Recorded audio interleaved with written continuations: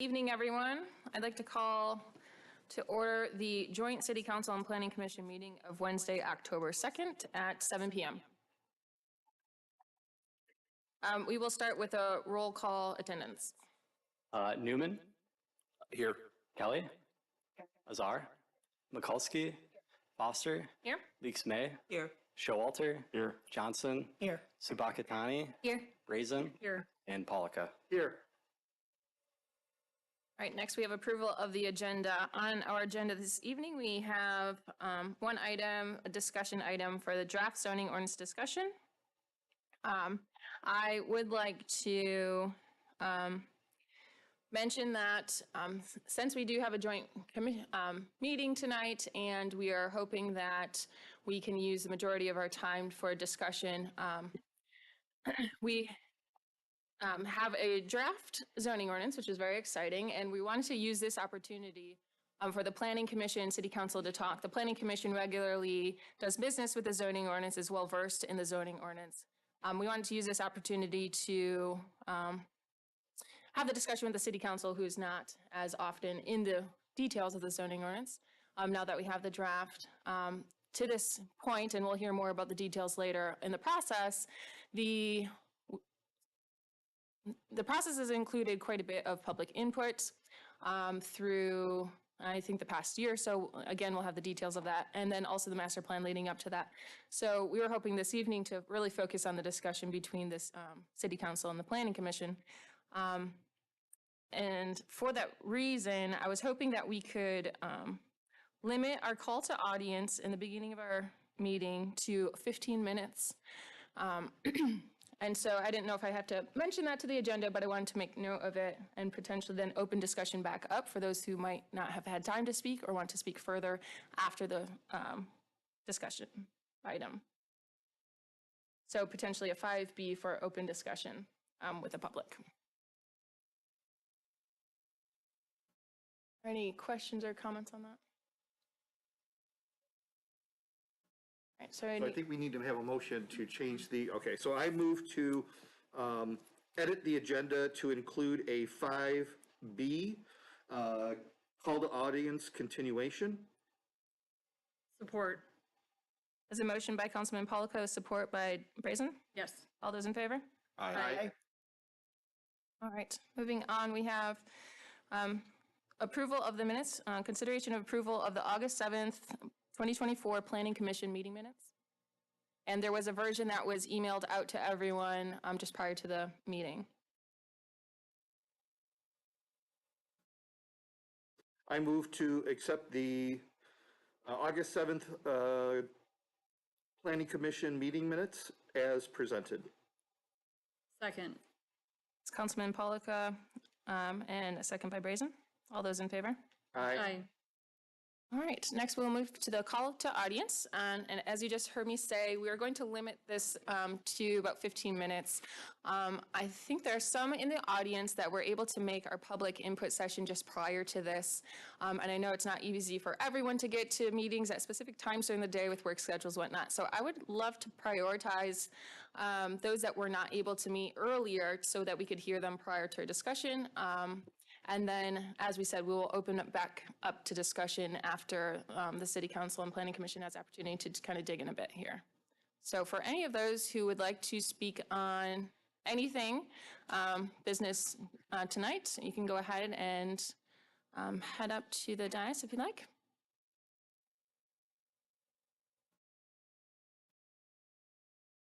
Need to tell you where we live and all that fun stuff, like we do at council. Please. Hi, I'm Lynn Clark Geiner. I live at 510 Pinecrest.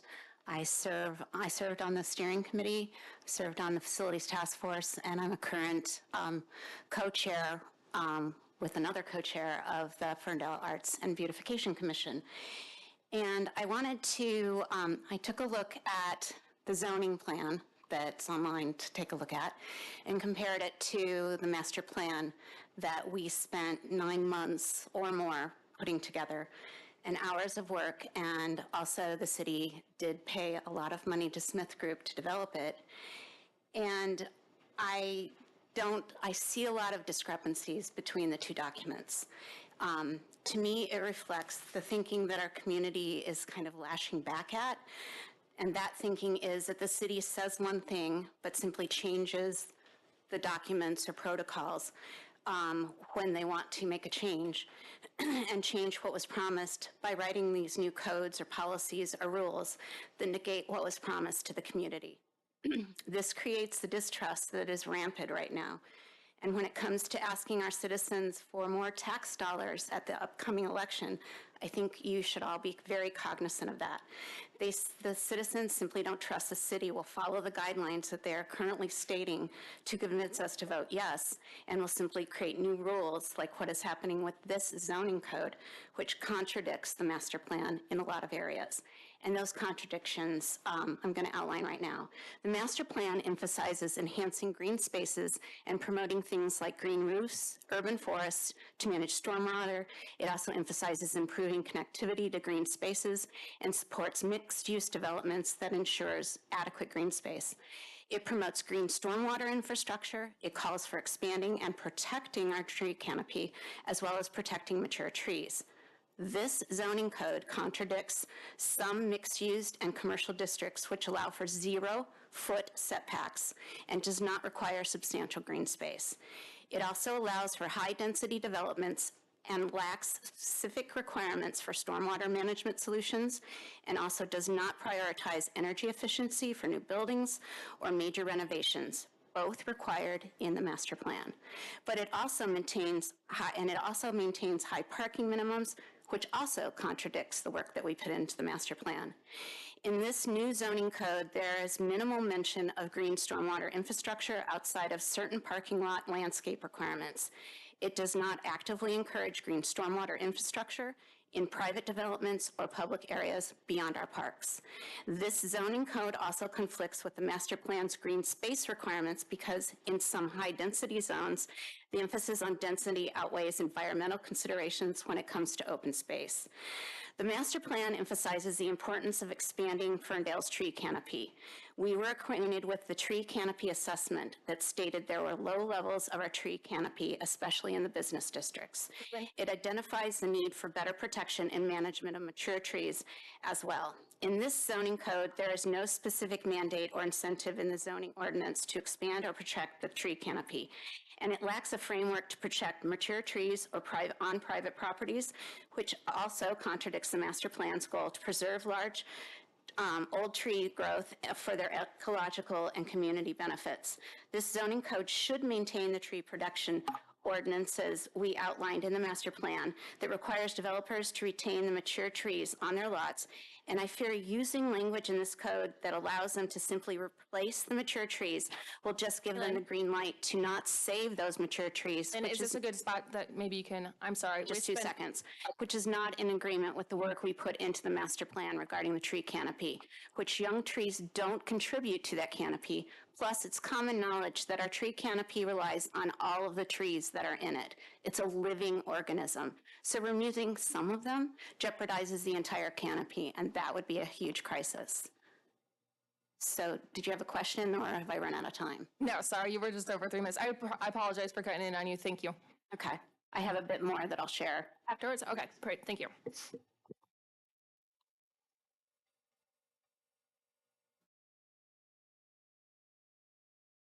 Ellen.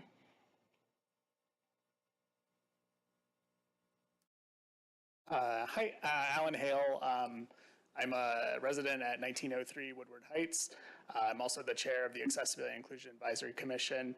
I just want to say, as someone who's been on the steering committee for the zoning ordinance, it's been great to see kind of the evolution and some of the nuance shake out through the process. Regarding accessibility, I think this might be one of the first ordinances in the nation to call out the new public right-of-way accessibility guidelines, so I'm really proud of that. One thing I saw that might be missing and a gap is calling out MISHDA's standards regarding type A, B, and C accessible units and defining that either within some of the housing details or including it in an appendix chapter. But in looking at the final ordinance, I didn't see that well defined. to call out both what those units are, type A being full accessible, type B being readily accessible, and type C being visitable for people with disabilities. So I think that's an opportunity. Thank you. But just want to say that. Thanks. Thanks.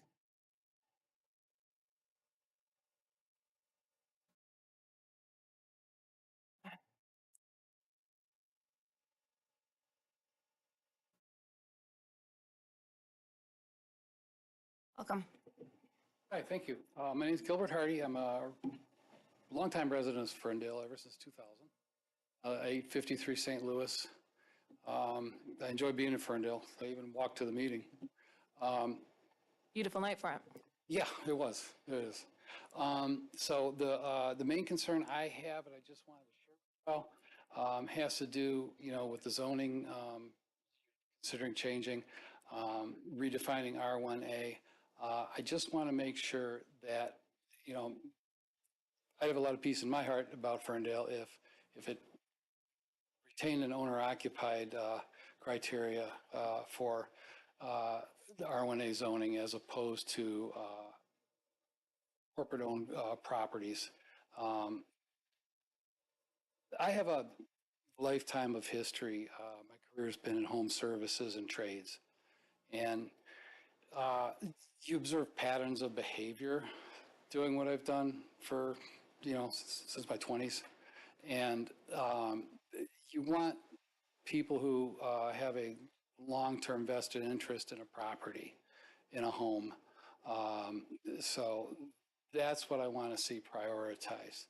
Those are the folks that invest themselves, not just money, but their own person into where they live. And I think that's important to retain. You don't want to lose that as a result of making tweaks to zoning. I appreciate that a city has to evolve and documents, rules, criteria. I'm glad you do. But the bottom line is if R1A leads to facilitates a scenario where you have homes, condos, quad units, whatever, that are not owner occupied, if this isn't a place where someone can, create a starter home for themselves, build their life, then they don't have the same vested interest as a homeowner. They just don't, and the way they care for that type of person would care for a property is very different than a home would a home. Thank you. Thank you. I appreciate it. Thank you.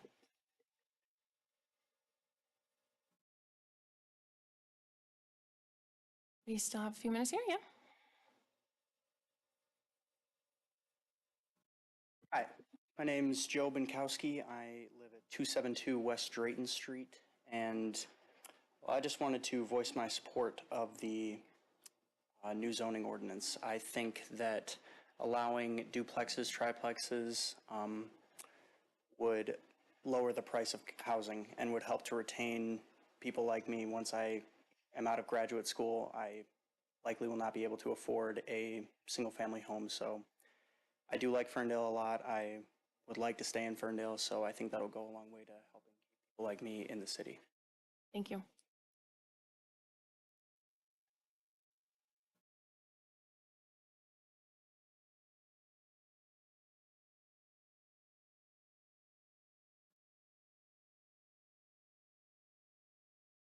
I do have one comment to read from a resident. Sent to me a little bit ago. Hello, my name is Jocelyn Gibson, and I moved to Ferndale roughly 18 months ago. We moved from out of state and we searched the entire metro area and decided we wanted to live in Ferndale. It is rare for a community to combine walkability, amenities, and affordability. In so many cities, there is a premium on walkability that prices out many. This is why I also support the density changes that permit up to 4 units anywhere in the city. First and foremost, before the advent of zoning, it was a regular practice to mix single-family homes with multi-unit structures. This mixing of housing types works perfectly fine. The home I currently rent is a single-family residence, and it is surrounded by apartments on 2 sides. It is a non-issue. I do not believe the argument some people make that permitting multiple units will change the character. Furthermore, I want other people like myself to be able to afford to live in Ferndale. The city should take every opportunity to build density on lots that can accommodate it, and this can be accomplished through the proposed density standards. I would also like to state my support for the ADU regulations as written in the current draft. They provide oversight while not being overly burdensome. And lastly, I would like to commend the city and the consultant on the new easy-to-use format of draft code. Flipping through the code, it is user-friendly and easy to understand. Thank you for giving me the opportunity to comment, and I look forward to the adoption of the Ferndale's new zoning code. Through the chair, could you state the person's address? You stated their name, but not their address. I don't have the address. I think Allen Street.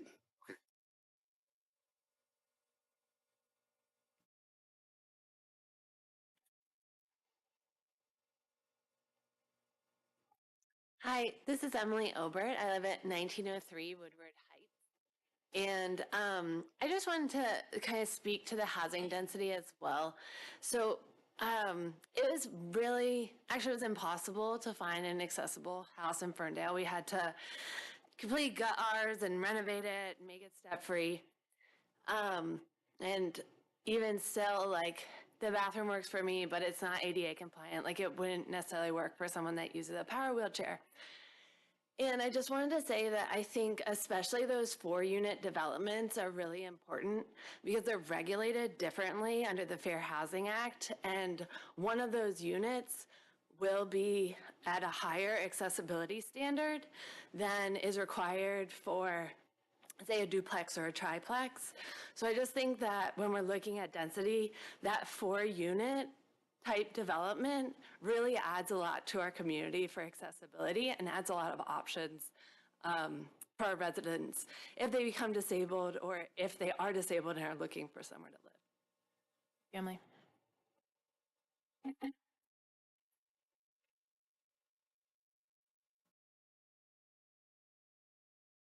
Welcome, Dave. Hi, Michelle. Dave Cottrell from 1610 Bowfield. I think just the one comment about affordability. I think affordability is mainly based on, is it a corporate owned or are they corporations jacking up the prices, doubling it? If we have a $200,000 house, it's reasonable in Ferndale, and then a corporation buys it and decides he wants to get $400,000. That's what makes things unaffordable in Ferndale. And if we have a lot of corporations going into buying up properties and just jacking up prices to whatever they want to, nothing will be affordable. You could have 1 million houses in Ferndale, and corporations buy it, and they decide the prices, and it's not affordable. That's what will happen. Thank you.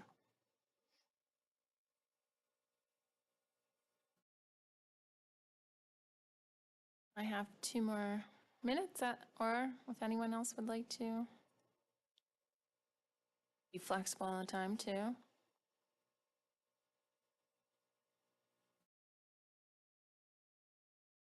All right. Well, last call, anyone? You don't have to be shy. All right, well, we will move into our discussion then, and we can still open back up for public audience if anyone would like to speak after the discussion, particularly for Lynn. And actually, would you like to finish what you had? Sure. Sorry, I almost forgot.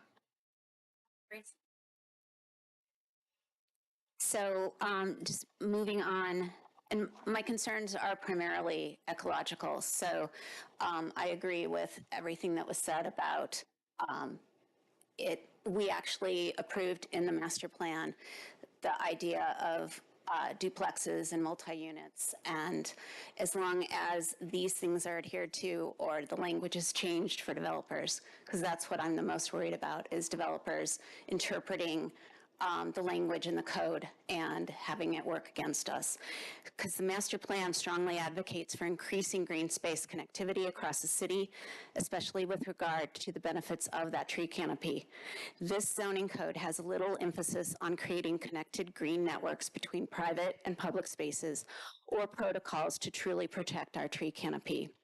We should be telling developers that they must connect private green spaces with public parks to create green corridors across the city, and the protection of the tree canopy is not negotiable, and violations won't be tolerated. If the developers violate the city should have the ability to cancel the developers' contracts and implement fines and even take a legal action against them, or they're just going to do whatever the heck they want to. With the crisis around Hurricane Helene, especially in North Carolina. I would think that being mindful of the tree canopy and green space should be our #1 concern to combat the severe climate change backlash we're seeing, with not just Helene, but the increasing hurricanes, fires, and number of natural disasters that are jeopardizing every community worldwide. We have to do our part. If we continue to kick the can down the road, we're exacerbating the crisis. I fear that, like our crumbling infrastructure with our buildings, which was the result of the city's very past actions of kicking that can down the road, thinking the problem can be fixed in the future, we're using the same mindset here with our environment, and the city is thinking that in the future we can address these issues. But these climate issues won't be fixable for hundreds of years with regard to old growth trees and that canopy. The time is now to not only protect the tree canopy, but to increase it in the master plan to prevent the continuation and exacerbation of our climate crisis. If we jeopardize that tree canopy or destroy our green spaces, we are setting ourselves up for a horrific future. We should be actively working to increase both, or we will continue contributing to and creating a horrible future for ourselves and for generations to come. All right, and with that, I will close the call to audience and move on to agenda item number 5, our draft zoning ordinance discussion with the City Council. So welcome, and thank you for joining us tonight. Thank you for having us. We are actually going to kick this off with a presentation from our consultants that helped us draft the ordinance. Or are we starting with city staff first? Al, did you want to set them up? Yeah, I'll just do an introduction. So we do have some fine folks from McKenna here with us tonight. We have John Jackson, Laura Haw, and Lauren Sayer. So the three of them have been super helpful through this process. In particular, we've been dealing with Laura quite a bit lately. So huge, I guess, shout out and thank you to her for all the work and assistance that you've done with us. She's going to lead us off, I think, or is John leading us off? Okay, so she's going to take it away. All right, thank you. Welcome, Laura. Thank you. Good evening, Mayor, council members, and commissioners. We do have a brief presentation. I'll get this pulled up. Well, first of all, thank you for making the time to have this joint meeting. I know this is the second one that the Planning Commission and the City Council has had. One last year. But this is really a very critical project for the city moving forward, so it's great to see that the time and investment is there. Apologies for the commotion. We typically have 2 TV screens here to show the presentation. They're not on. Okay. So. Okay. Would you like me to wait a second to see if we can get it? I think we're good. Thank you. Pardon the interruption there. No, we're good. So for the agenda tonight, for this kind of brief presentation, I'm going to just take a step back and kind of go over the importance of zoning, kind of the why that, the reasoning that we're undertaking this process, and then doing kind of a quick recap of all the meetings and engagement events that have been done this far. Then John Jackson is going to discuss with you the state of housing in Ferndale and provide a little bit of context, and then dive into kind of what we've heard through the public engagement and how that translates to specific changes in the zoning code. And then next steps, and we'll open it up for discussion amongst everyone and are happy to answer questions. So just thinking about zoning, right, it's a powerful land use regulation tool for municipalities that separates land into distinct areas. And how many of you folks have heard of not the pig in the parlor? Is anyone familiar with that? Okay, so that really stems from when zoning kind of first originated in the U.S. You didn't want the slaughterhouse next to the residential, right? That wasn't an appropriate land use. And zoning really kind of was born out of the legitimate need to regulate uses so that safety was provided for, fire hazards, environmental protections, those were mitigated, and that there was adequate air and light, quality of life measures. However, over time, zoning of such specific districts has created exclusionary zoning, where, for instance, districts that only allow for single unit, single family dwellings have really left a lot of others outside that couldn't afford to buy into that district and live in that area of a community. So we're really seeing nationally this attempt to reform zoning ordinances and kind of correct some of these past practices and make zoning ordinances more inclusive, which in turn make your community more inclusive and increase quality of life for all. And Ferndale is among one of the communities that has prioritized this and taken that proactive step to modernize your zoning code to the 21st century. These are just a couple examples of communities that have also taken that step, both within the state and outside. I'm sure some of these you probably recognize and have heard about in the news, where they have tried to make the zoning ordinance more inclusive, easier to navigate, to accommodate mixed-use districts and missing middle housing.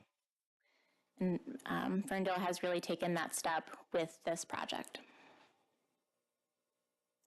So when we first got started with the zoning code update, we looked at several different policy documents as a foundation to craft the zoning ordinance from.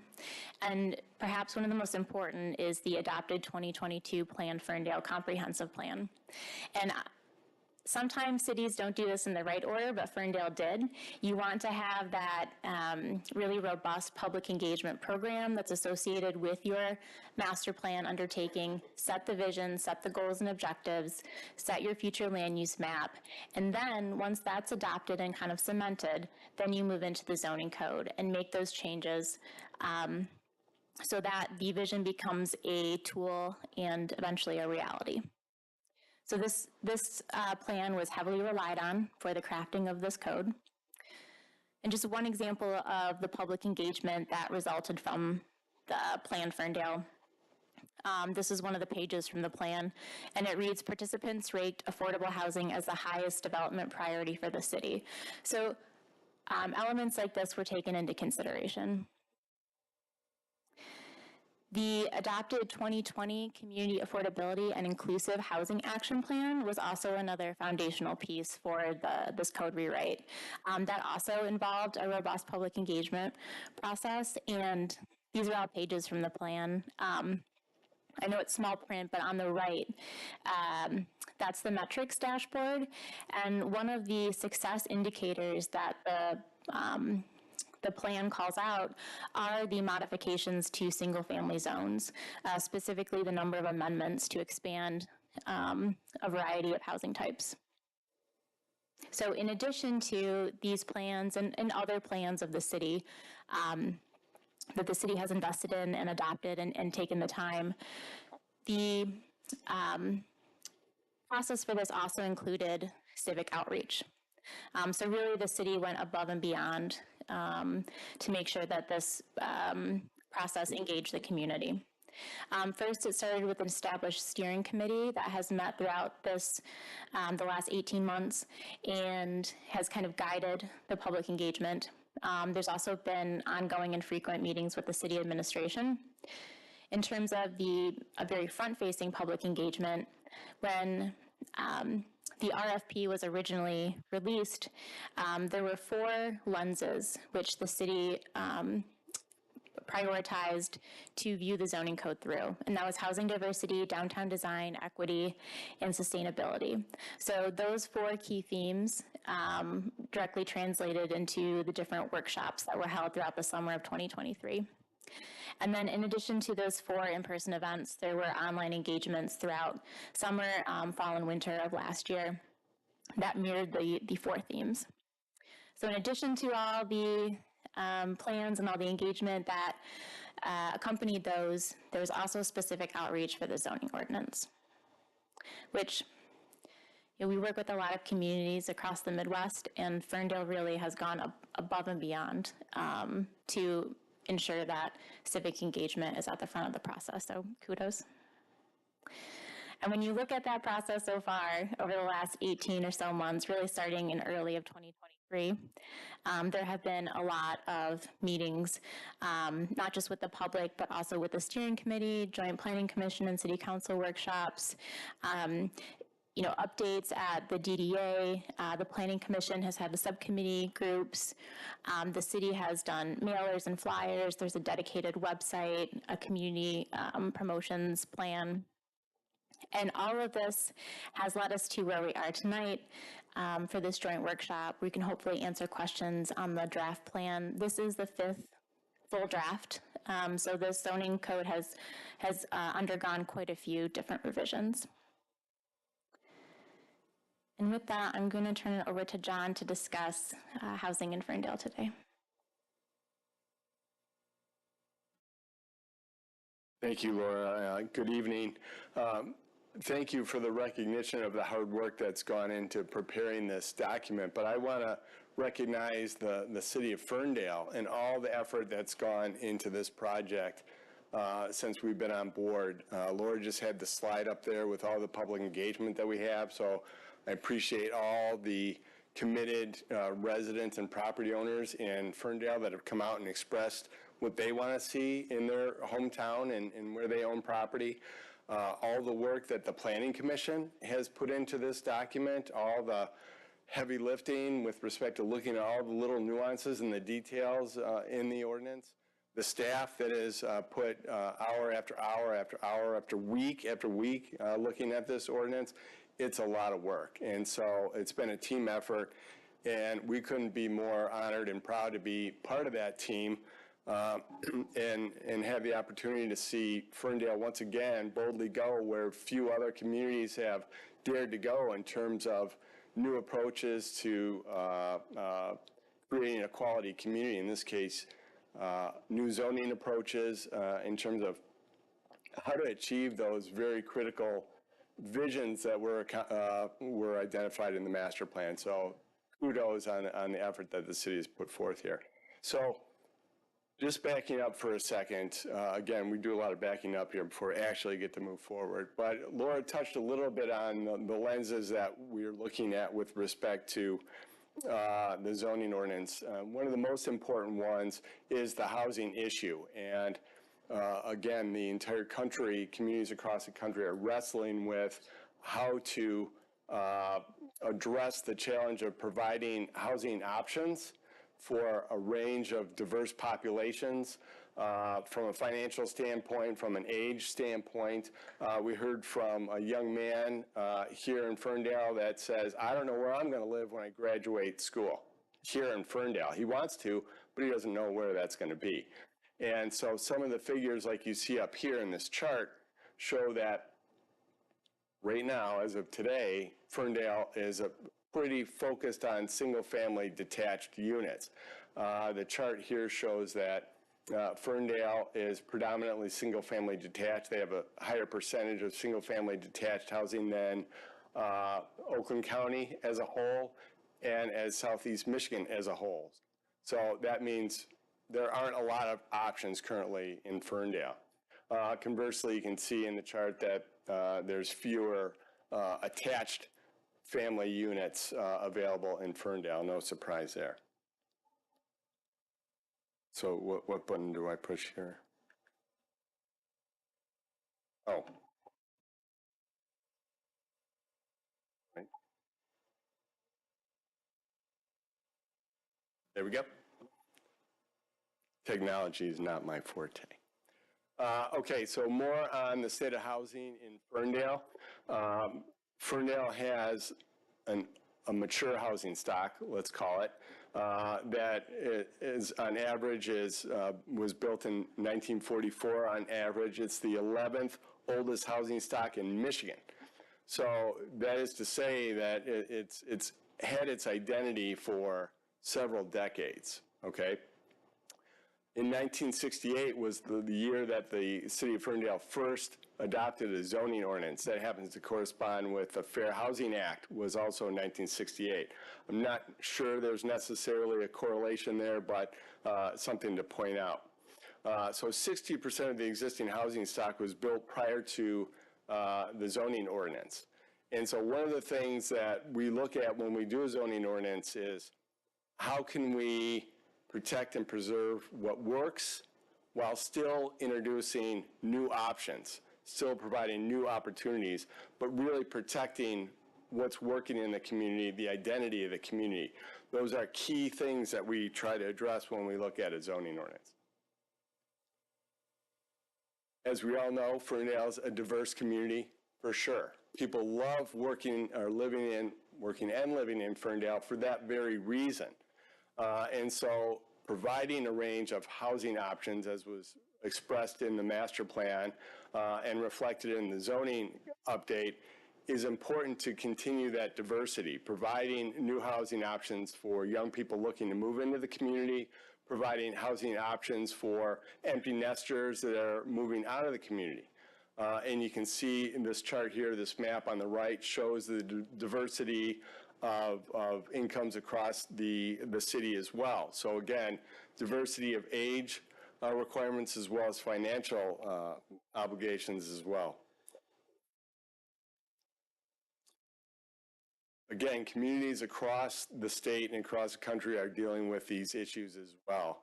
Household sizes are shrinking, and that's in part for a lot of different reasons, not least of which is people are living longer. So you have empty nesters living in their houses longer, occupying those single-family houses longer, which is preventing young individuals from moving into those single-family homes. That's an issue that not only Ferndale is dealing with, but also across the country. Another thing that Ferndale is wrestling with, again, not by themselves, but almost one of every 4 Ferndale households are considered housing cost burdened.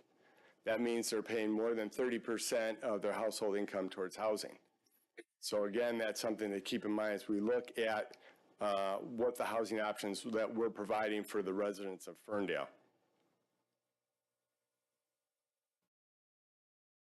As I mentioned, it's critical to maintain the character of the community, what makes it tick, what gives it its identity. So when we introduce new zoning concepts, we always want to make sure that we have standards in place that will protect the community in terms of developing the proper scale, the character and cohesion of the neighborhoods that we have, of the edge districts that we have, of the downtown that we have. All of these have characteristics, and we have spelled that out in the zoning code to protect that. We have this chart up here also that shows the population density of Ferndale and how it compares to other communities that you may be familiar with. Ferndale population density is 7.7 people per acre. If you look at Huntington Woods, it's 9.9 people per acre. The city of Detroit, 7.2 people per acre. So on average, Ferndale is sort of in the middle of the pack in terms of density. It's not one of the most dense communities in the metropolitan area, and it's certainly not low density either. It's sort of the middle of the pack. So that suggests that there's opportunities in that area in terms of additional density. So Laura went over briefly the lenses by which we approach this zoning code update. And these all stem from significant public engagement through the master plan process and have guided us through the master plan update. I wish we could do a real deep dive into the zoning ordinance, but tonight we're just going to go sort of broadly over what those lenses were, so just to remind everyone where we're coming from, and talk about some of the key zoning changes that were incorporated in the zoning ordinance to address those lenses. So what we heard was the city values housing diversity and a mix of home sizes. So what we've done in terms of the zoning ordinance is expansion of permitted housing types in several districts, the mixed-use districts as well as the single-family districts. What we heard was a call for a variety of options that encourage property ownership to build equity and increase affordable housing. We heard that earlier in terms of ownership options. So what we've done is we expanded the ADUs PUD eligibility criteria includes 20% affordable housing units. So again, Ferndale is boldly introducing these standards that achieve the objectives from the master plan. Hey, John, can I cut you off for a second? Yeah. Just because I think it might be important to add a bit to this. So the top point there, expansion of permitted housing types. I just kind of wanted to talk about how our previous ordinance went from a traditional Euclidean zoning, which probably no one understands what that means, but it more so meant you have a lot, you can do residential, maybe you have so many units that you can put on that, there's a density per acre that you have to meet a guideline for. And then you also have setback requirements and height requirements. So basically, it really doesn't talk about the housing type or the form. And so I just wanted to mention that now we move to this form-based zone, which provides a little bit clearer design guidelines. And so we have these housing types that are identified in the ordinance. And all of them are actually based off of existing housing types in the city. So I wanted to just kind of clarify that language. It's a little bit confusing on like, it's allowing for more, but it's actually allowing more of the same, just in different ways. So I want to clarify that. That's a great point. Thank you.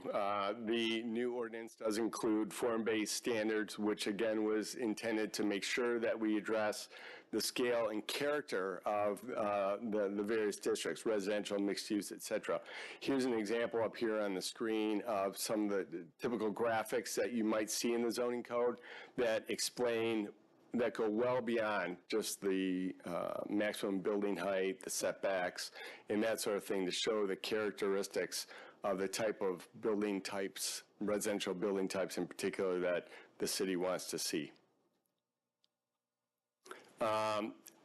Again, one of the most important things is protecting the residential neighborhood character. We heard that loud and clear. We have residential design guidelines in terms of in addition to the form-based standards. So the bulk standards, the form standards, as well as design standards. We also heard the importance of providing adequate green space and how that is important to the character of the neighborhoods and the environmental sustainability of the neighborhoods. So we have included provisions in here that maximizes the amount of parking that can be provided. We've increased and provided standards for the minimum amount of open space percentages that have to be provided in various areas of the city, as well as provisions for green infrastructure as well. So we have moved the needle from the zoning standpoint to increase the amount of green space in the community based on what we heard in terms of the importance of that from an environmental standpoint. Moving on with the lens of sustainability, we heard loud and clear about the tree canopy and how important that is for the character of Ferndale. We know they've invested a lot of resources in studying the tree canopy and making sure that that's something that continues. So again, we also address that in the landscape sections of the zoning ordinance to include things like native species, plant diversity, so that if God forbid, a tree disease or something hits the city, that they're resilient to those sort of things that happen, and overall increase the landscape standards across the entire city. We heard that expanding EV infrastructure was important. We've put in EV requirements for new development. Encourage green infrastructure was important. We've added standards for permeable pavers, solar and wind energy for residential projects, increased mixed-use development and residential density. We heard that that's important to the community in terms of promoting that walkability. And so we've created new mixed-use districts. We actually condensed the number of districts. I think before there was like 13 districts in the city, and we've condensed it down to 7 districts. A number of those districts have become mixed-use districts, which allow a mix of residential and non-residential to promote that walkability and mixed-use character.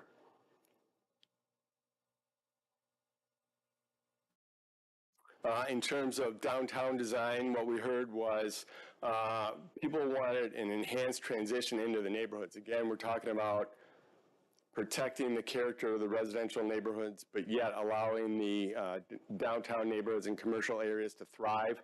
So we looked at creative ways to increase screening between those two districts so that they're more compatible, even though they're still going to be located right next to each other, which encourages walkability. So we wrestled with that issue and came up with specific standards for that. Support local businesses in terms of making it easy for businesses to reoccupy and reinvest. So procedures have been streamlined. There's been flexibility and guidelines that spell out the standards available. So it really, the city's made an attempt to really make this easy for users to use, businesses to use, so that they can easily get back into their business, get their businesses up and running, and start here in Ferndale.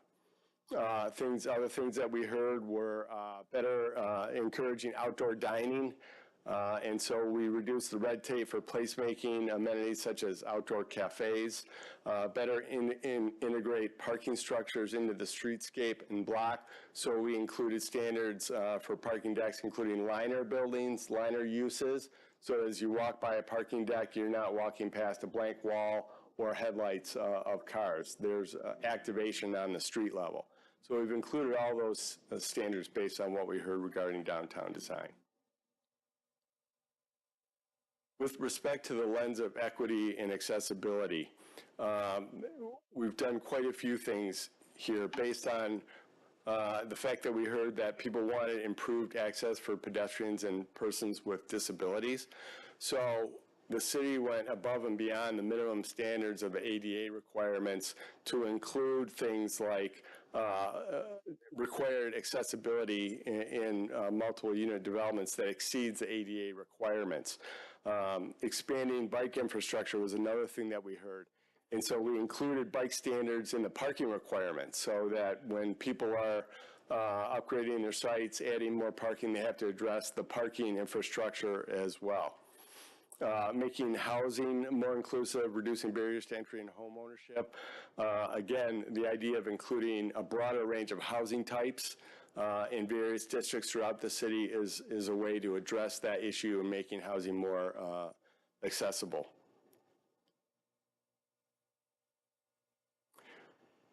So in terms of next steps in the process, the next step here will be to have a public hearing after there's been a review of the document. Then after that, and that date hasn't been set, but I'm sure given how well the City of Ferndale communicates and gets the word out, there'll be lots of information available when that public hearing will be held. And that'll be another opportunity, another public opportunity to come out and comment on the zoning ordinance. And then after that, that will be at the Planning Commission meeting.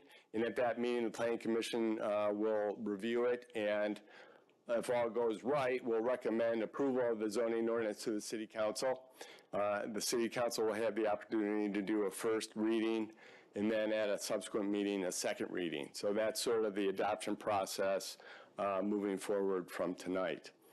I did also want to mention that the city's engineering consultant is here tonight, so if people have really difficult questions about stormwater and things like that, he's here to answer that. So with that, we'd be happy to entertain any comments. Thank you. Through the chair, I just wanted just some clarity. So I see the steps and the process as far as how to move forward. But are you saying that this plan will come to the next Planning Commission meeting? Or what do we talk, what's the timeline that we're talking about here? So we don't have it set in stone just yet. So, I mean, a lot of what we're doing here tonight at both the meeting at Incubizo and with the Planning Commission City Council is just gathering some, I guess, final feedback for the plan. I mean, frankly, we've been going back and forth with the Planning Commission and the City Council, and we've also gotten feedback online and from other sources. So, you know, there are a few things we have to tweak, frankly. So I wouldn't call this the final plan, but we do have to develop that final plan, and once everybody is happy with it, we start the process. Keep in mind, we do have that public hearing, which is 15 days in advance of the meeting, and then another week before that to get it in the newspaper. So frankly, we have some lead time once we have the document that we want, and then we'll put it on the next possible planning commission agenda. So that's a long way of saying no, it's not going to be on the next planning commission agenda, but it will be on the next one that is, I guess, ready for the process. May I through the chair? Will there then, so what I'm hearing is that there's still going to be an opportunity for some of the concerns that we heard tonight for the public to be able to address before this final plan is adopted? Yes, that is true. And if you go to zoneferndale.com, which I'll plug again, that's where you can find a lot of details about this. These meetings, once they're set, obviously we're going to advertise them and they will be noticed. But we're also going to have them on zoneferndale.com so you can check in, and we have a green participate tab. So that's a really easy way to check in and see when these dates are set. There's still a comment box on there, which does get sent to staff. So we're absolutely still taking comments through this time. To that point, I do want to say that it's not a never-ending process. Do we have a date set that we will stop taking comments online, or will we stop that once we have identified the public? I mean, because we still do have a public hearing for the draft, and we will continue to take, feedback, but we also will have to have a final draft for the public hearing. There will be an end date. I don't think we've actually discussed the end date for the online comment box, but there will be an end date at some point. And this specific zoning ordinance has a specific timeline for our process, but I want to say that we will always want to accept feedback from the community. It is an ongoing, this should be a live document, and it doesn't mean that once this is approved that there's no changes. There frequently are changes to zoning ordinances over time, and so we're always back at any time. I just want to identify that at some point we have to draw a line in the sand and say, yes, this is, we've taken enough public feedback and workshopped it enough that we have to move forward. But we do always want feedback. So. Yes. What John was saying is that the city engineer is here, and they've been in back-to-back meetings all day. Scott Ringler's here. So if you do have any stormwater questions, want to prioritize them, or any transportation questions, that would be preferred so they can get home. Okay. Thank you. That's great. We can start with stormwater. That is one of the comments that was made from public, from Lynn, and also I think a major part of just our zoning ordinance in general, but also I think kind of the lens of sustainability. We talked about stormwater. It's always been an issue in Ferndale, so if anyone did have any feedback, and were you able to get an opportunity to kind of review the new standards versus? I have not. Okay, well, I don't want to behind the 8 ball. Okay. That's good to know. Sure, kick us off. I don't think your mic is on. Can you hear me now? Yes. Awesome. The question that I have is, did we take into account the climate change vulnerability assessment for stormwater that we did back in, I think it was 2020? Was that part of the process associated with going through the rezoning? We sent the consultant team many documents at the onset of this. Is that something you would remember? Is that one of the documents that? I believe that was included in this. There are a number of areas in the zoning code, the draft code before you, that do touch on stormwater, and other provisions that control it, such as requirements for green space, and not just green space overall, but green space specifically in front yards and in side yards. There's language in the planned unit development that speaks to specific green infrastructure requirements to acquire PUD eligibility, to have your project be allowed as a PUD. There's also language now in the site plan and special land use standards for any project that goes before the Planning Commission or the administration. The intent languages regarding landscaping have also been increased. One of the first things that we heard from the city was that the landscaping standards today are really difficult to understand, and there's always confusion, and you've had some challenges with that. So that was one area that was really beefed up. And regarding the impervious surfaces as well, one of the things that maybe isn't clear is that the parking standards in the zoning ordinance are recommendations. So there's a lot of flexibility in there. We don't want to create unnecessary impervious surfaces, right? We want to right-size parking, and we want to increase alternative modes of transportation throughout the city. There are maximums for impervious surfaces for parking, though, as well. So you have a cap, but you also have flexibility. So I think there's a number of elements in here that do address stormwater. If that's something that the city would like us to focus more on in the next few weeks or so, we'd be happy to revisit that, and maybe in consultation with the engineer.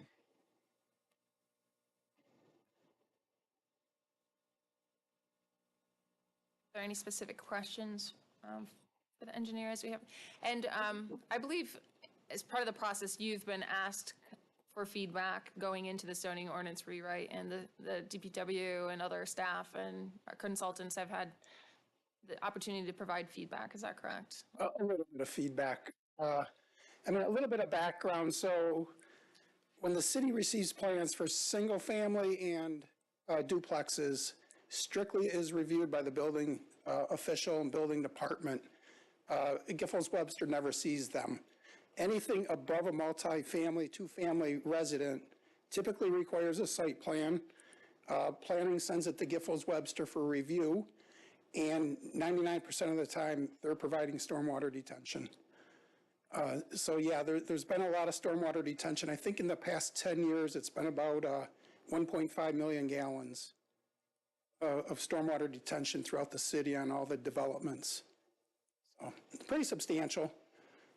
Again, remember, detention is just detaining water. It's reducing the peak flow that's getting into the city sewer to reduce potential backups. Ultimately, that water does get into the sewer system. It's just reduced, so it reduces the peak flow. Chair, can I ask some more? I'm so glad you said that about detention. In going through the zoning and then comparing it to the stormwater vulnerability assessment, a couple things stood out. We specifically identified the southeast region of Ferndale as the area where there's the most impervious surfaces, so like 62%. And the thing that jumps out at me from this rezoning is that we're not really talking about that. We are talking a little bit about reducing the amount of impervious surfaces, but I wonder if we can get a little bit more granular for certain areas of the city, especially that section of the city which appears to be the most vulnerable. Is that something that's on the radar for Giffords-Webster? No, I don't think it has been. I mean, the city standard is what we revert to as the Oakland County Water Resource Commission standards for the 12-town drain. So that's what we require developers to design to, with a few exceptions. And the big exception is their standard doesn't require stormwater detention for anything under an acre. City of Ferndale requires it for any new development. Doesn't depend on the size of the acreage or the parcel. So we're already requiring over and above the county standard? Yeah. Yeah.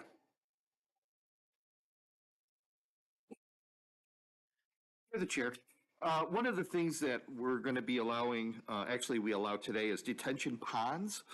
One of the concerns I have is that with ponds, you have stagnant water. Stagnant water draws mosquitoes. There's no requirement in here that talks about requiring movement of water in these ponds.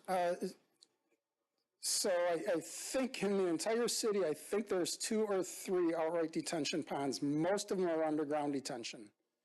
But to answer your question, there is slight movement because they are designed to, it's called sedimentation flow. But, you know, there's a standpipe that's put in, and in the bottom of the standpipe, there's small holes drilled. So water is flowing through there. It's at a reduced rate. Yeah, I'm not talking about the underground ones. I'm talking No, about this the is above ground ones. Yeah. Yeah, above ground has a standpipe that you'll see out in the middle of the detention basin. And it's usually surrounded by rocks for filtration, but in that standpipe, there's holes drilled at a certain rate to allow a certain amount of stormwater out. And then the rest of it is detained, but over time, that should settle down. So there's not typically standards for a flow of a different type of flow for a detention pond? It's the same design, it's just a different. Or retention pond, sorry if I'm using the wrong words. I No, always get those two it's confused. the same storage volume, it's just a different way that it's taken out into the storm sewer. Underground detention basins have 6-foot diameter structures that have controls inside of them you don't see. If you drive by a detention basin, you'll typically see it looks like a culvert. You'll see it coming out of the ground, but that has holes drilled underneath the water to allow that water out at a certain rate. And you work in a variety of communities, is that correct? Or are you mostly? Okay. Have you seen in other communities or, in your profession, other designs that may address for, certain pests or whatnot that might be attracted to that sort of pond? It's a typical Oakland County design standard on how they design detention basins. So through the chair, I'm going to piggyback on what you said, though. I think instead of thinking about just flow of water with stormwater runoff, maybe it's possible that we could add in something into the zoning that more reflects maintenance of green infrastructure. So things like maybe some language about developers need to submit a long-term green infrastructure maintenance plan, including funding mechanisms to ensure continued performance of stormwater management systems. It's not perfect, and it doesn't talk about mosquitoes, but maybe we could add something in there about that. That, just to answer that, that's already in there. So, any detention basin that the city allows has a long-term stormwater maintenance agreement that goes along with it. And that includes green infrastructure. You just haven't had a lot of green infrastructure projects.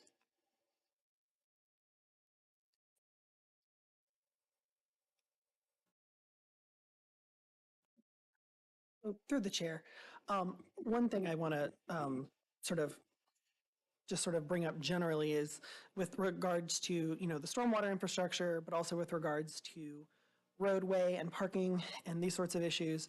I just want to make sure that as we move down these final stages that we're really doing, that I feel comfortable that we've really examined all of those aspects.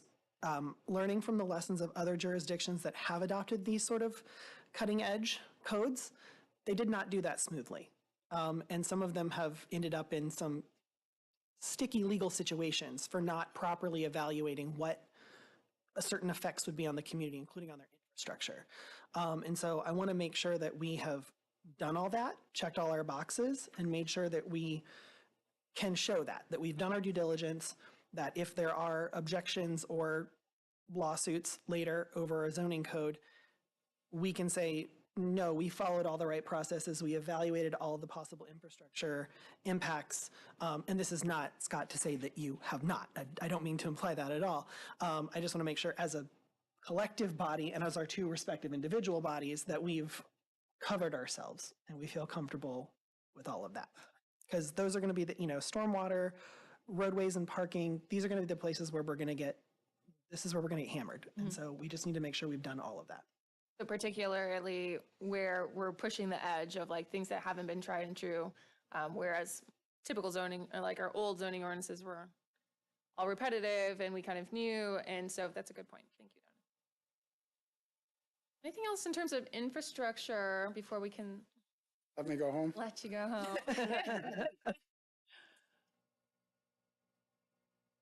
Well, thank you so much for being here. Thanks for sticking around, Scott. Thanks. We know your number, so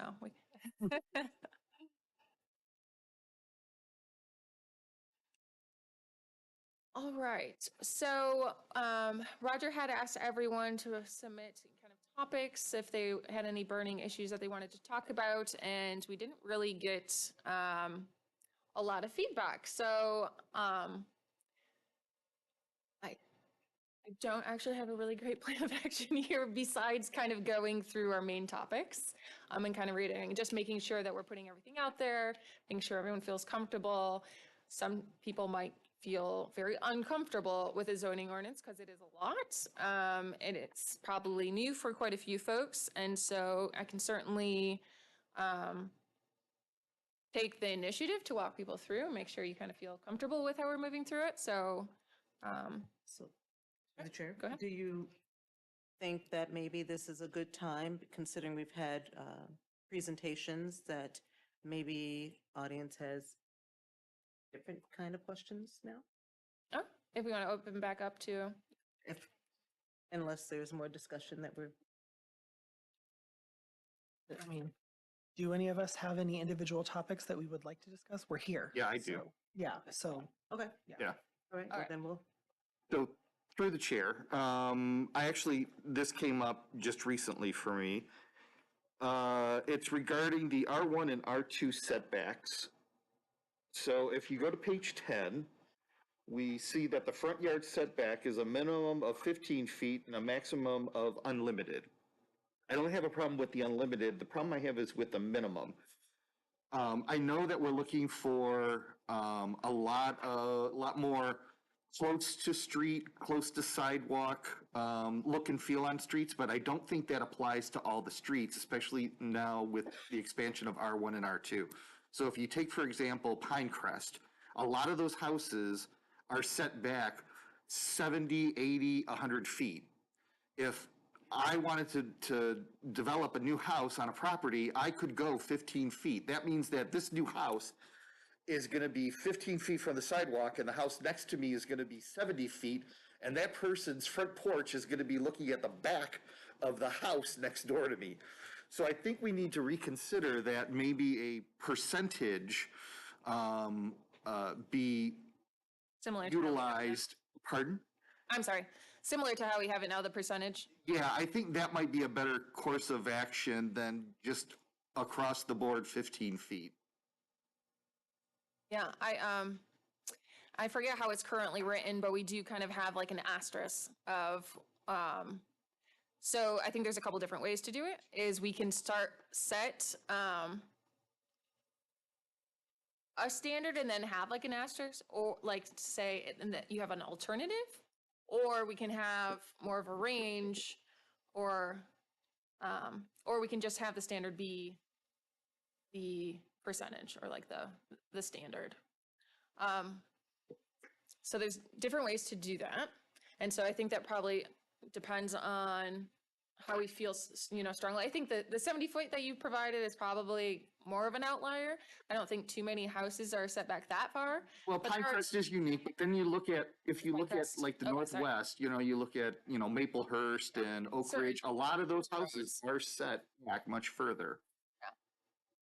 So I think our current, through the chair, so I think our current way of handling it is when you go to build a home or put an addition on the front of your home, you have to look at 5 neighbors to your right and 5 neighbors to your left, and then average them, and then you might get 3 extra feet or something. You can go a little bit, depending on the built environment.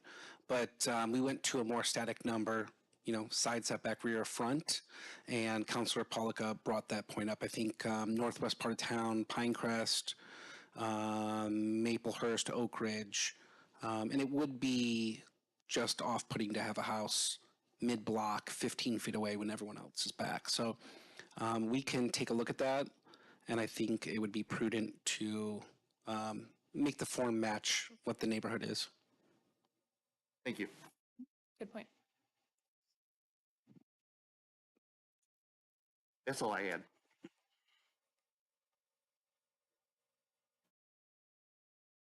Oh, yeah? Anyone, as they were digging into it, have like even we could start with some like overarching kind of questions of like how it's set up or like moving to the form-based or anything general like that? Knock off. Good. I think we've already heard comments that one, people are looking at the zoning ordinance, which rarely happens, so that's awesome. But two, that it's more easily readable, which I think is really great that you can kind of pick it up and know what it's saying. One of the things that we wanted to do was make sure that there's intention, specifically there's always intention, specifically to have intent statements to identify why the ordinance is written the way it is, so that we have the intention behind it. So sometimes it's hard to interpret a zoning ordinance. We have a zoning that, but the staff have to read this daily and identify, well, what do they mean by this sentence? And so we wanted to, as much as we could, to put those intention statements within the zoning ordinance, so that in 5-10 years, if the zoning is still around, 20 years, whatnot, that whether or not there's changeover in staff on the planning commission at the city council, those folks that are reading it, whether developers, et cetera, understand why something's being said the way it is, so that then we can interpret it to mean, okay, well, they say exactly what they're meaning to do with this ordinance, and that's how we should interpret them. So we're hoping that it's a bit easier to read with that in mind. I have a couple things, mostly related to accessibility. So, Alan and Emily have hit on a couple of really important things that are really important to me and that I'm going to expect to see in any final version. And that is going to be the incorporation of those accessibility housing types. On page 74, section 5.13, outdoor dining, we have the permitting requirement for outdoor dining as a accessory use to a principal establishment, and, the permitting process. And I don't know whether it would be really in the zoning code, or maybe if this is something we really need to, amend Chapter 7 of the Code of Ordinances, but I really would like some kind of requirement that to maintain that permit throughout the season for which that permit is valid, that there is a recurring inspection process.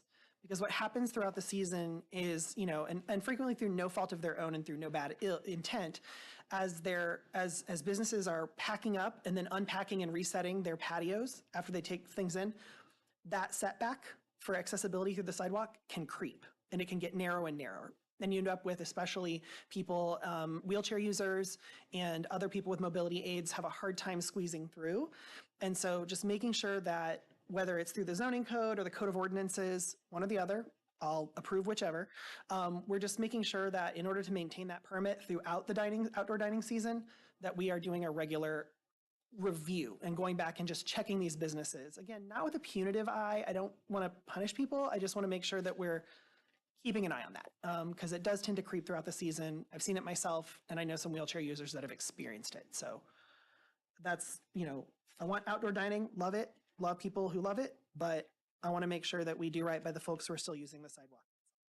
I appreciate you saying that, because I actually was thinking that as well when outdoor dining was brought up, so thank you. You said you had a few things. Actually, no, I think I've covered that. I mean, for me, as the council liaison to the Accessibility Inclusion Advisory Commission, and just in, some of my work at work, accessibility and a barrier-free community is really important to me. So I like what has been done. I think a few more tweaks to add a little bit more in that will get me there on that. But, for me, accessibility is I really want us to set the platinum standard for Michigan communities. Space. Well, if I can through the chair. So I think a lot of the patios are actually bolted into the ground, but it brings up a point, a couple aren't. Yeah, some are. And so looking at either requiring them to be, we'll have to work with DPW so that they don't move around, or the ones that aren't get on a monthly inspection or something. I'll have to talk with the building official and DPW, but it's a good point. Yeah, I don't want Jim to get mad that we're drilling into his sidewalks too much.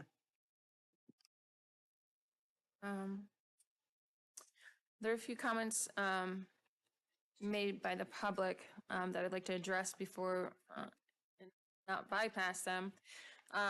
So we talked a little bit about the tree canopy. John did in his presentation that we actually approved our guidelines from our previous zoning ordinance. I would like to look through them again and identify what we can further do in terms of looking at our ordinance for the tree canopy for green infrastructure. We'll be happy to sit down with you too, Lynn, just, and if you've made notes as you've gone through it, that'd be helpful to identify the specific points. And then there's the opportunity in our PUD. You know, there's, John said, we're always stepping back before we move on. I'm going to step back a little bit more too.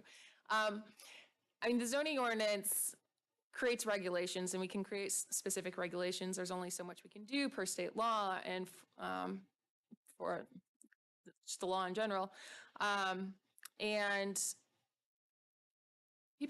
property owners still have their own rights to do what they can. So like we can only limit so much, and we try and do, and we try and encourage as much as we can.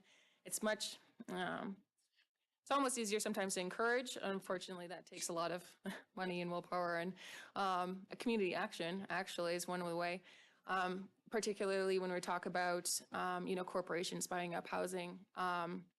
We can't restrict who's buying the lots, and I know that there's things that we can do to, you know, the actions we take will have a consequence, and we want to mitigate those consequences as much as we can.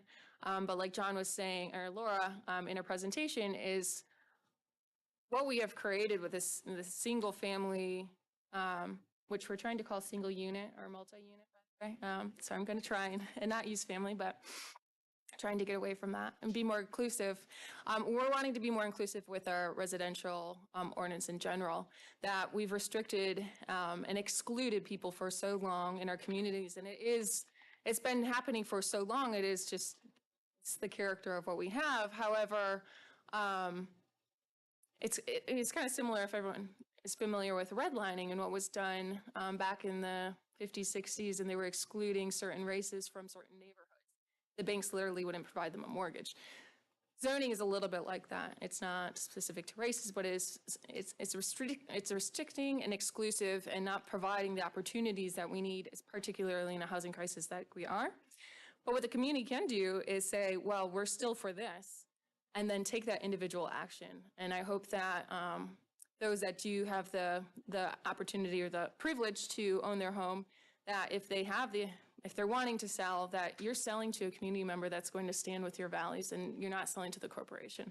And we can do that as a community and stand by that. And that's where we have to band together and maintain the character, but also want to provide for the opportunities to continue to be the inclusive community that we are. So I want to say zoning, we certainly are setting standards, and we want to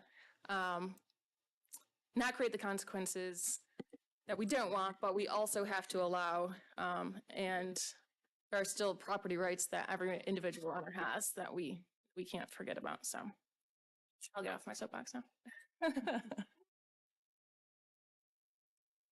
Through the chair, since you brought up trees, can I make a couple comments as well?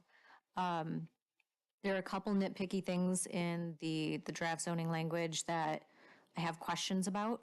And there are some things that I have thoughts about, and then I have an ordinance that I've been working on that I've submitted to the ordinance committee concerning preservation of mature trees, just a variety of things associated with maintaining tree canopy.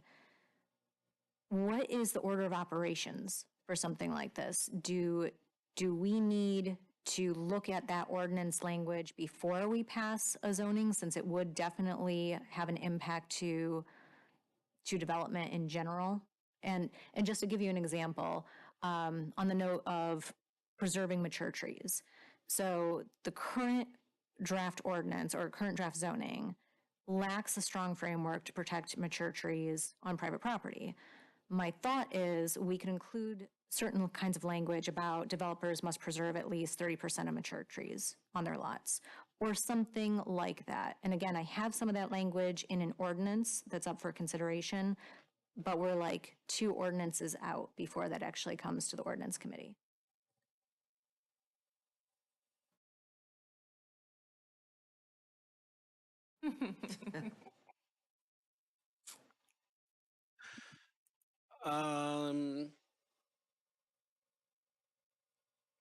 So I did not look at the stuff you sent regarding the tree canopy. I know you gave examples of Ann Arbor and Huntington Woods and Southfield. Southfield. So I'd have to see where that would be. I don't think anything in our code, it doesn't require you to strip your lot. So one doesn't conflict with a tree ordinance that requires you to preserve. I would need to see the ordinance as proposed. Of course, if we had that, it'd be great to put it in ours. But it's important for the community to know, I'll say this, we will not get this zoning code right. You know, it's 200 pages of rewrite. And we pretty much threw the old version out. So over the next 18 months, there will be a number of amendments to the code where we find, oh, we said it this way, it wasn't meant to be this way, or here's a little loophole. So we have, we'll be keeping a list of amendments and bring some regular the next 18 months. So if an ordinance that gets drafted and adopted can complement the zoning code, there's no reason we can't amend it with one of our amendments coming up at some point. I wouldn't hold this up waiting for that. Because we would, so what my thinking is, I'm one of the ordinance committee members, along with Councilmember Kelly. My thinking was that there was really no reason to hold up the zoning ordinance because the zoning ordinance, it already contains language that yields to more restrictions. So if we pass an ordinance, like a tree protection ordinance, that's more restrictive than the code, then the code yields to that ordinance. The code does not override that ordinance. So, and then later the Planning Commission and CED could amend the zoning code to match that ordinance, but we would already be covered. The ordinance would be more restrictive, and so it would be covered. That's why I didn't feel like we needed to push them together. Timeline-wise, I don't know. Probably could, but. Yeah, well, I would say that if there are components of it that fit within the zoning ordinance, there wouldn't be any reason to not put them into the zoning ordinance now. Right. I don't think that you would have to wait for ordinance committee to do that. I don't think that's what you're asking, but. No, that's Sort a of. fair answer. Mm. And then on that note, I was curious about, let me go back to the ordinance or the zoning. Prohibited species of trees, where did those come from? Who decided, and what made the decisions? Like, how did a tree get onto the list of banned trees?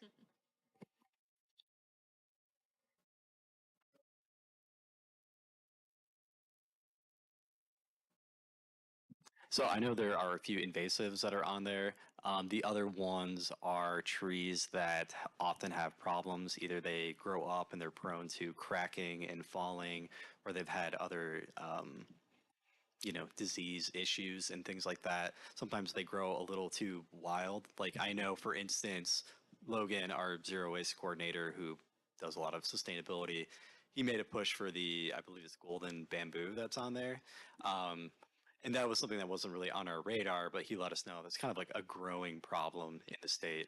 So all the other ones, I think cities typically have a list of just kind of undesirable trees. I can't say exactly where that list came from, but I mean, if there's something that's not deserving to be prohibited, I think that's a conversation we can have.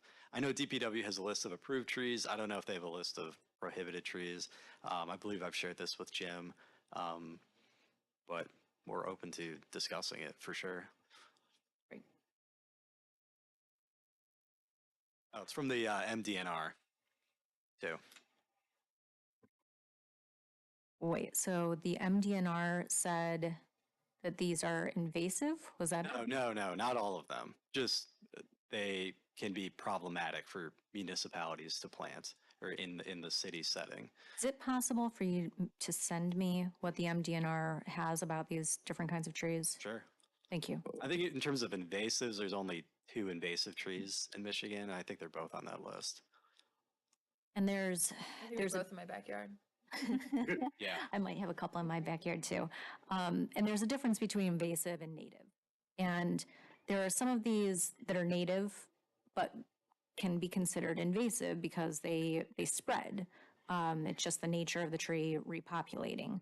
So I would just like a little bit of flexibility there, and I will go through this with a fine-tooth comb and figure out what may or may not be appropriate and make some recommendations as your tree person.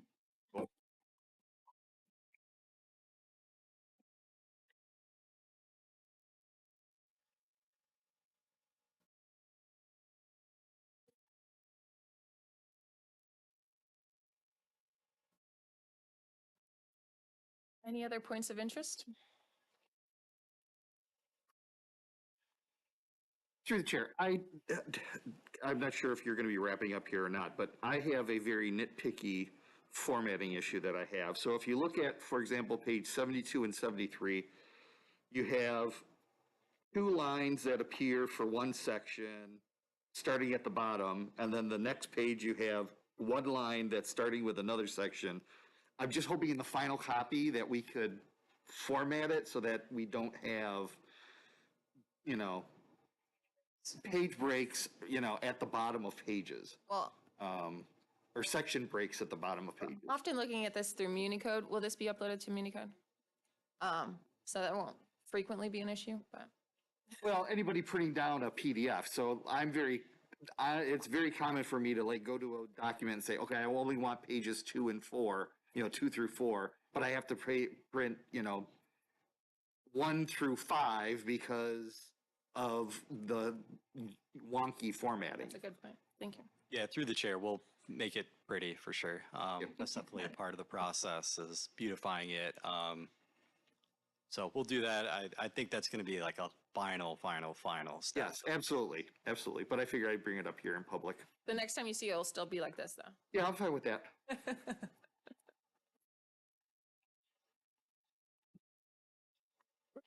I have a question about the architectural design guidelines that were brought up. I know in the past I'm still not seeing a whole lot of coordination between the allowable materials in the chart versus the allowable materials within each of the specific building types.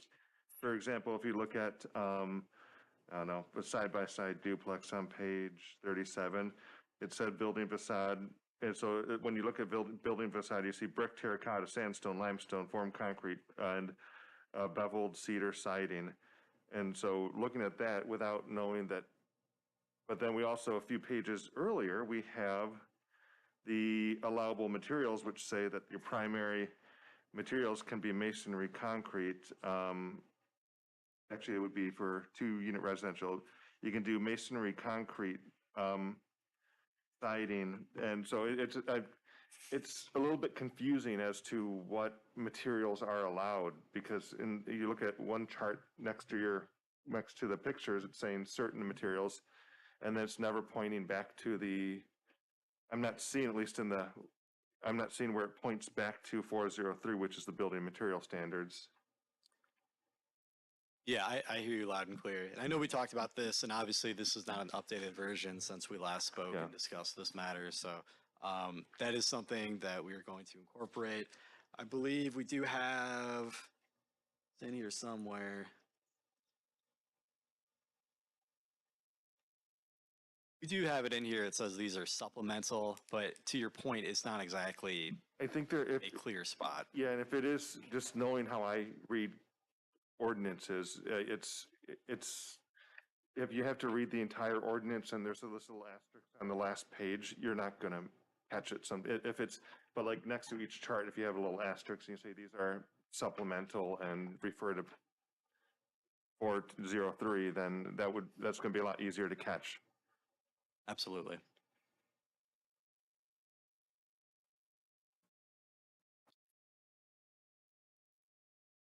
Through the chair, I have a small item just want to bring up for discussion. Allowable projections into required yards. Oh, sorry. You're good now. Okay, section 303, allowable projections into required yards. Currently, air conditioners, HVAC equipment, like permanent fixtures are not allowed in the side yard, I think under a footnote. This one does list them as, it seems, under permanent equipment. Can't be in the front yard, but it has a setback in the side yards. I have a concern with that with air condensers can get loud. They don't always start out loud, but they get loud over time. Same thing with generators. I think putting that next to your house when you could have a very close proximity to the house next to you, the equipment itself can be loud. It would be directly under or very close to a neighbor's window, and this kind of equipment between two fixed structures actually amplifies the noise. And I had looked at other ordinances and surrounding communities and found that it typically is not allowed in the side yards. And so since it currently is not allowed in the side yard, I think I'd like to see it not allowed in the side yard for noise issues. I know they can be screened. Plant screening doesn't usually dissipate the noise. Sometimes neighbors have a handshake agreement, but that might not always be the case. And I think this sets up for, conflict. So what we had was working. Well, so I'll ask the city, did we have any issues or complaints that, or should we just leave it kind of as was in the rear yard? And then I think there was opportunity to move it to the side yard if, under certain conditions. I'm trying to think. I don't know if it's really followed. I think probably all over town I see ACs on sides of houses and different things. The only thing I would be concerned about is obviously the AC. I'm not a mechanical contractor, but the AC, has a quickest run to where it's going. So if someone was redoing it, I don't know if you can just put it at the back of your house if the front of your ductwork and everything is towards the front. I just don't know how it works. You can, it's just a line, like an insulated line. So it's not, and that has some allowable distance to it. So it can be some distance from the house. So yeah, we would. It's not always a restriction, I guess I'm saying. Okay. And I think what happens is folks don't like to have it in their rear yard because they don't want it as part of their active space. They would Yeah. push it to the side, which is nice. But then it does cause issue for the neighbors. So I think it's important. Maybe we could restrict it by decibel level too. And maybe because then we wouldn't have to identify specific. I mean, like you said, though, you might have a specific decibel for a HVAC or a air condensing unit, but then it degrades over time. So that makes it a little tricky. Yeah, and I don't know about generators. Same thing with distance. I mean, some people run them from their garage, I guess, but they can be loud. And I don't know the decibel level of them, but to have them between houses, sound could be amplified. For both permanent and temporary generators? Generators? We only speak to permanent equipment, so. So through the chair, so my question is that as far as like the air conditioning units, I guess I've never seen them on the side. Is that something that we're dealing with right now in the city that's an issue? It hasn't, we haven't heard complaints. Is that? Through the chair, I mean, no, I haven't heard complaints, but, anecdotally, I have seen them around the city. I will know, We'll notice them now. for the record, right now, the current ordinance that we have, it does require them to be in the rear. However, the Community Development Department may allow units to be located within the side yard in those instances where such location does not adversely impact an abutting dwelling.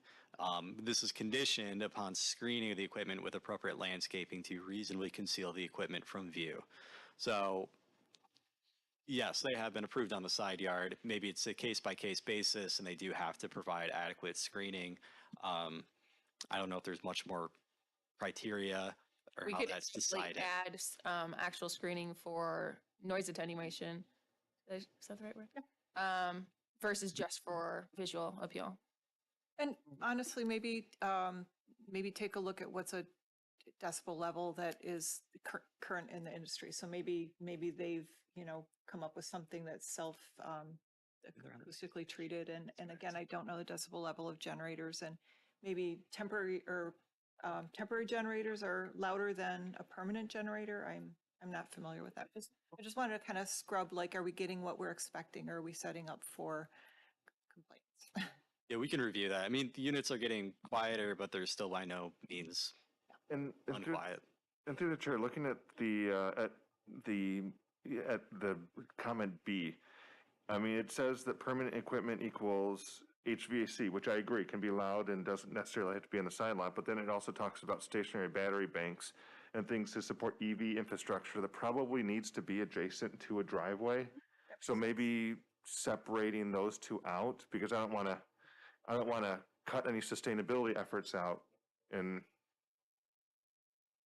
Yeah, realizing this. that's why I think by decibel would be helpful, as long as we don't unfortunately then cause an issue years later. Well, if I mean but if your equipment goes bad, then you get a complaint and the city goes out and measures the decibel and says you have to replace your AC now. Or put up a sound attenuation. I'll just add in terms of decibel, it's really, really hard because there's so much background noise. It's like measuring with a light meter. There's so much street lights and cars driving by, and then it just causes a conflict if you have to ticket somebody because they can say there's background noise, it's not just them, and so that becomes really hard to measure a decibel. More question through the chair. Then how would that pertain to, say, the individuals or the households that already have that in place? Would they be, if we pursued something like this? Existing non-conforming is the yes. terminology. Existing non-conforming. Yes. That are grandfathered. Grandfathered. Are we doing that?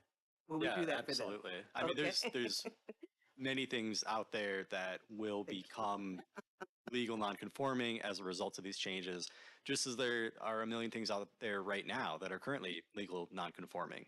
I mean, it's a very common part of our job. Well, and while that's being said, would that when they replace their AC unit, does that require them to move it to a compliant location, or do they have to, or can they keep that in their location in perpetuity as long as they don't remove it and install a new one? I mean, with the new ordinance, if they are replacing it, then they have to stick with the new rules. We have been pretty strict about that around here, I would say. So any kind of replacement, you have to go with the new rules. I have another kind of somewhat random thing, but section 7.11 residential rules. So I was looking through this, and one thing I remember when I was reading through the code the first time was trying to figure out exactly how, and I may have missed it in here, so I want to be very upfront about that with everybody, is the storage. So, I see that residential storage of vehicles, we're regulating things like semi-trailers and trucks and tow trucks, taxis and limos, hearses and buses, and any commercially licensed vehicle which weighs over 6,000 pounds empty, fully equipped for service. Where do things like food trucks or like trailers containing work equipment and things like that fall?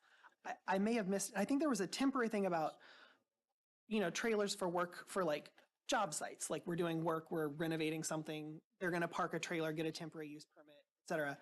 But I'm talking about a business owner who lives in Ferndale and they park their big equipment trailer in their driveway or on the street outside their house or their food truck, et cetera. Because I know we do have some residents in Ferndale who do own food trucks. And so I want to make sure that we're conscious of that and taking that into account, that we're not. I'm going to go off memory, but the section you're pointing to is more of the commercial vehicles, truly like taxi cabs, limousines, all those things. So a food truck wouldn't count as a commercial vehicle under this part. Which are prohibited. But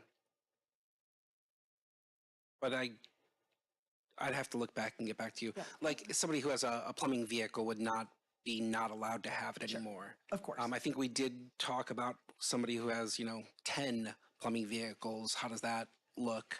And I think we also looked at maybe limiting the number of trailers. Mm-hmm. You get 2 trailers per property, so it doesn't become a trailer haven. So I'll have to look back at that and see what those is. Do you have any preference of allowing them or not allowing them or allowing one? Reasonability, using some sort of reasonability. Like I said, folks, if this passes and we have something more restrictive, for something like storage of a food truck, that's different than a fixture. or an appurtenance there too on a property. Like you're talking about something that's going to move and come back. So when does the code trigger? In that case, presumably immediately, because that's a different type of use of the property. And so I want to make sure we're not in a position of inconveniencing the few residents that I know do operate food trucks. They're business owners in that space, and they are keeping them on their property. I understand that may not be an appealing use for a lot of people, but as long as they're keeping them well maintained and clean and all that sort of stuff, I just want to make sure we're not putting ourselves in a position of disadvantaging those folks. I know that, again, is not a huge universal issue. I get that. But I do know that there are some residents in that space. And then there are residents in terms of like work trailers and things where they operate a business that requires them to move equipment or materials back and forth from job sites, and they bring that home with them at the end of the day. One or two, okay, I get that. One or two is reasonable, but like you can't have a fleet of commercial vehicles on like a residential parcel. Like it can't be a parking lot for your business.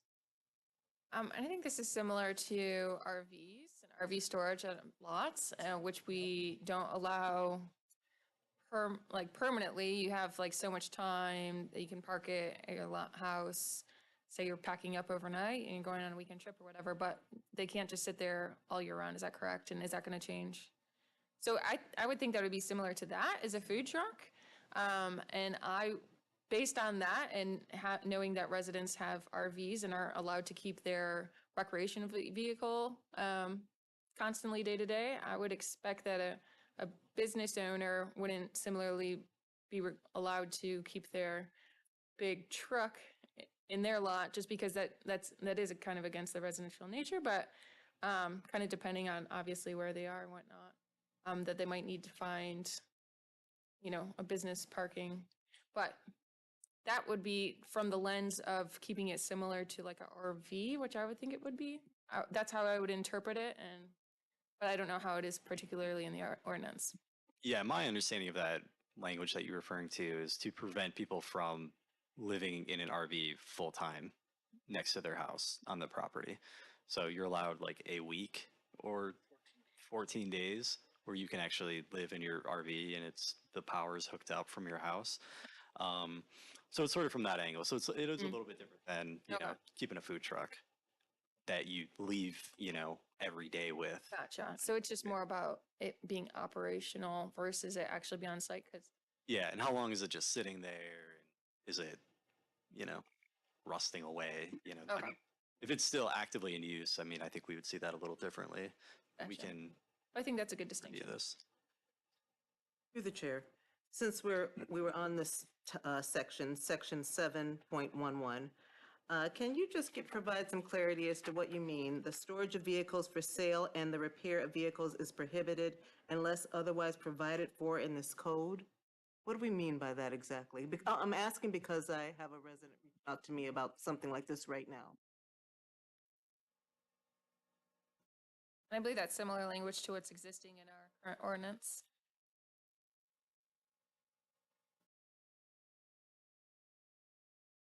Yeah, so this is residential storage of vehicles. So in the residential area, you cannot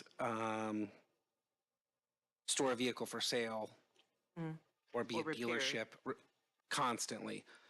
If somebody had a vehicle with a for sale sign at one time, it would be what it is, but someone who's constantly doing that, or the repair, I think somewhere in the code it says, it's probably in the property maintenance code, vehicles, can't be up on cinder blocks with tires off. They have to look operational. So if somebody was changing their brakes, they would not be bothered, but if they were violating the property maintenance code, that would probably trigger, a derelict vehicle or something. It's about keeping a property like upkeep and kind of like safety and welfare, but also kind of a distinction between like a residential versus a commercial use. Yeah, so we have car collectors all over that work on their vehicles. We encourage it. We love it. We also have a number of people who work on their vehicles, start it and never end it. The engine's out, and that's property maintenance. That would trigger that.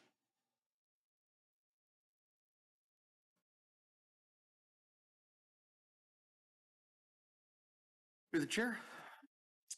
So page 7, commercial uses. The first one is adult businesses. Is permitted in mixed use 2, CBD, Central Business District, and Industrial 1. When you look at the definition of adult business, it talks about motion picture and photography production facilities, event spaces, and drive-in theaters featuring nudity and or sexually oriented entertainment. I'm a little uncomfortable about having sexual entertainment in the downtown on 9 Mile, along Woodward. I don't think, it took the city council years to get rid of the dirty movie theater, which is now Magic Bag. Used to be the Pussycat Theater. It took them years to get rid of that. And I don't know if we want to open ourselves back up to that type of establishment again. We had a lot of conversations around this, and part of it is that I don't think anyone is looking to create like a red light district in Ferndale, and part of that is well, or like concentration is a bigger issue, I think, than so we have to allow for uses. That's a legal issue of providing for uses within your city limits. And so then it's where do you want to place them? And so the more places that they are allowed, the less ability to like concentrate and create sort of district. So that's, I think, part of it. And there's some other conversations as well. Yeah, I just think that instead of permitted, maybe it should be special land use and allow council and the planning commission to review those. There was a long conversation, if I recall, at the steering committee. I do know in section 5.02 adult businesses, it does say, this may not address everything, are not permitted within a 1,000-foot radius of any existing K through 12 school, library, public park, child care center, licensed family or group home, or religious institution, are not permitted within a 1,000-foot radius of an existing adult business. So there is separations. Residential uses cannot be located on the same lot. So if there's an upfloor residential, it couldn't be that.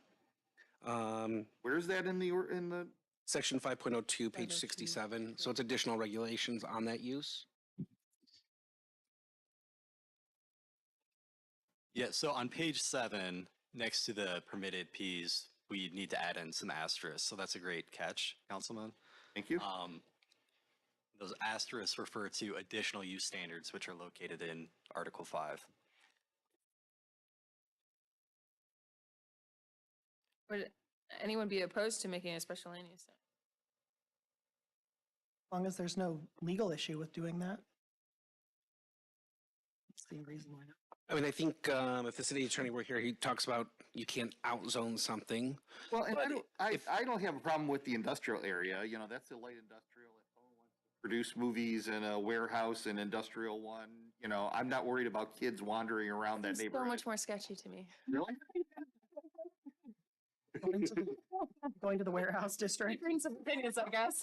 I think that was part of it, is putting in industrial where no one is watching was a little shady.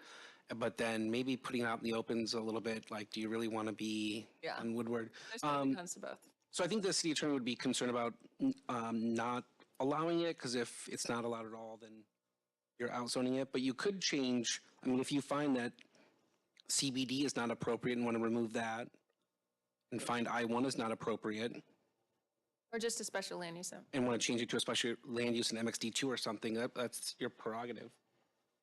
I don't want to leave Jenny, our DDA director, out of this conversation. So would she be permitted to share her thoughts?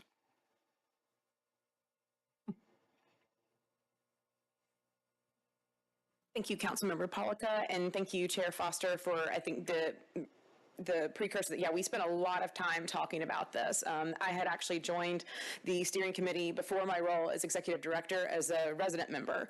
And then this was something that we really discussed thoroughly about this, because we felt it was important for the character of Ferndale and downtown Ferndale for us to not be policing bodies and lifestyles, and how there's a certain cultural characteristic that has a place in our downtown, but very much for the reasons that Chair Foster cited, that the boundaries of it can't be within another similar style business, that there would be enough things that would prevent a concentration of like, okay, that's now like the dodgy end of 9 Mile, and we don't want that, I think, anywhere in Ferndale. And I think that the recommendations that have been put forward, I don't have any objections to those for a special land use. We just wanted to make sure that we, paid attention to a legacy that hopefully continues to diminish, that people have a right to kind of live their lifestyle openly in a way that is good for them and does not impose on anybody else. Yeah, and I, I'm not trying to come across as a prude at all. Just for Us bookstores was there for years. It was a great establishment. It respected the downtown, but you don't always have a business like that come in. And you want to make sure that you're not creating an opportunity for a business to come in and really push the envelope, and all of a sudden you have a movie theater with very questionable and racy posters, and we're trying to make this a family-friendly community. I know I wouldn't want my, 6-year-old kid walking down, 9 Mile and seeing, questionable material. I'm sure other parents don't want that either. So, but I also don't want to, question someone's choice of how they want to be entertained. Thank you. And I, again, would support, I think the special land use, that was a new recommendation. That sounds great to me personally. Thank you. Thank you. That could be an action item, now. Do you guys want to, it's currently permitted in MXD 2, CBD and I1. Do you want to change, remove it from one or two of those and do a special use in one of them or all of them? I think From the steering committee standpoint of having these discussions from quite in depth over a length of time, my recommendation from the steering committee would be to leave it in those 3 areas, but to provide for the special land use requirement so that it does get further review and has to go and pass further requirements under review of Planning Commission and the City Council. Through the chair, I'm comfortable with that too. The 3 areas are fine with a special land use. Head downs? All right, we can do that.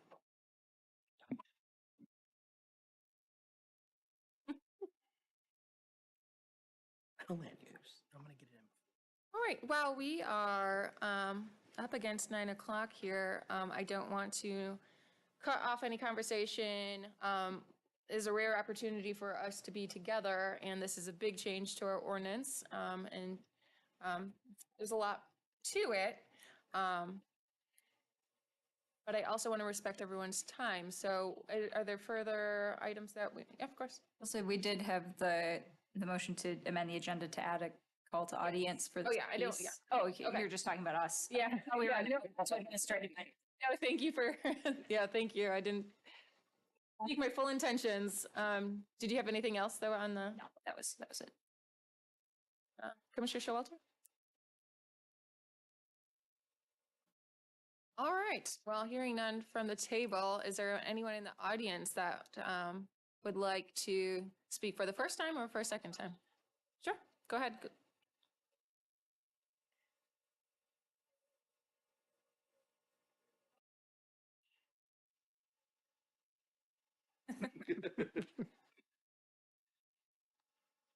This is coming from a theater major, so I don't know the legalities, but I was privy to a conversation that a developer had with a neighbor that he bought a couple of lots and said that with this new zoning, he could go in and just wipe out all the trees and it would be fine with this zoning ordinance, which is what set me off, because it did violate all the work that we did in the steering committee.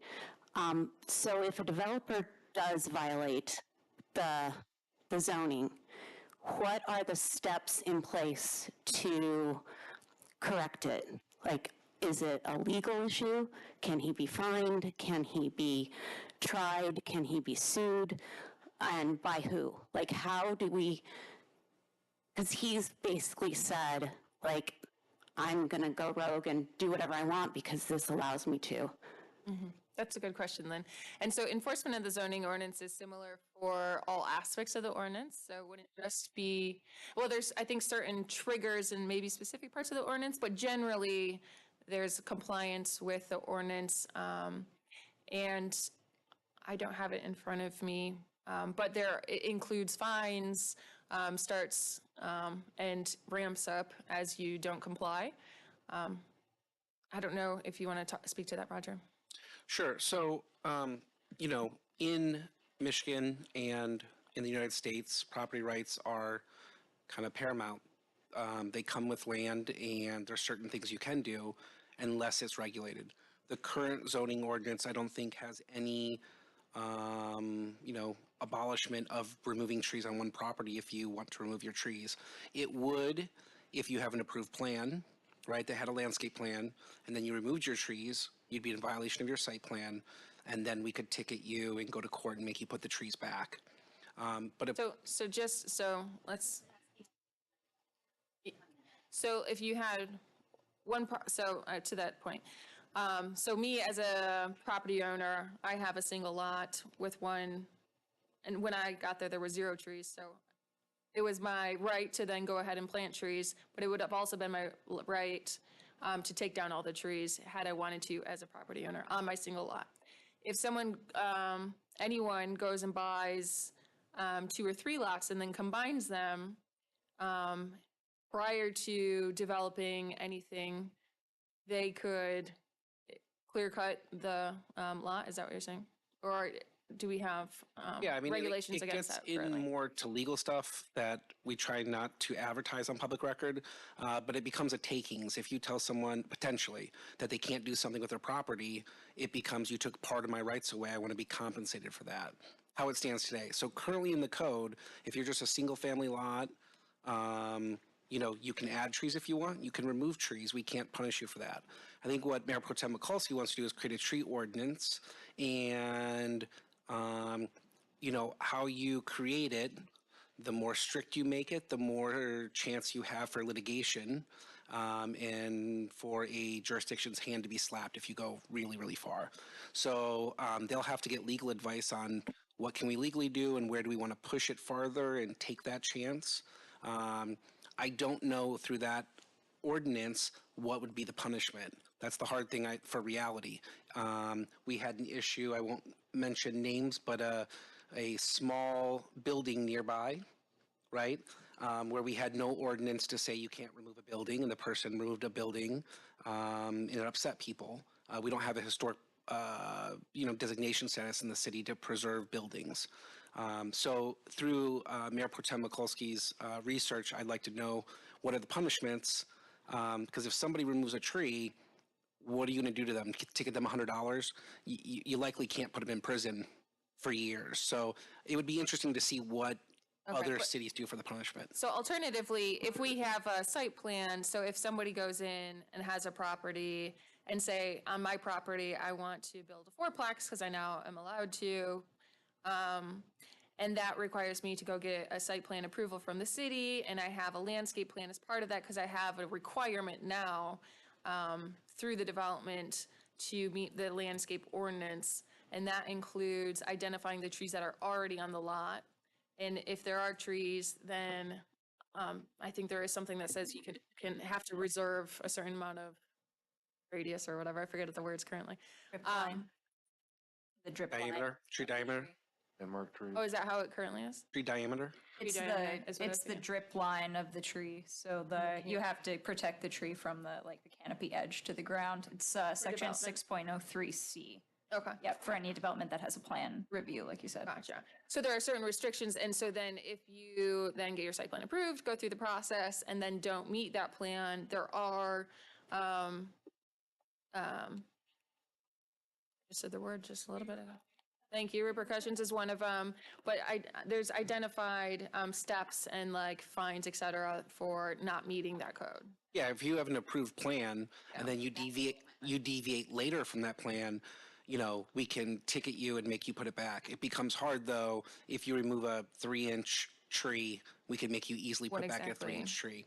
If you remove a 5-foot diameter oak, I don't know what the punishment would be for that. It'd be hard to put back. And through the chair, are we making an existing condition worse through the ordinance? Would they be able to be doing, today, let's say someone tried to do the same thing today with today's ordinance as they tried to do with the future ordinance? Is there anything that makes our future ordinance less restrictive than today's ordinance regarding trees? I'm sorry, I missed that. Is there anything in the draft ordinance that's less restrictive than that? Are we less restrictive towards trees on the new ordinance than we were on the existing?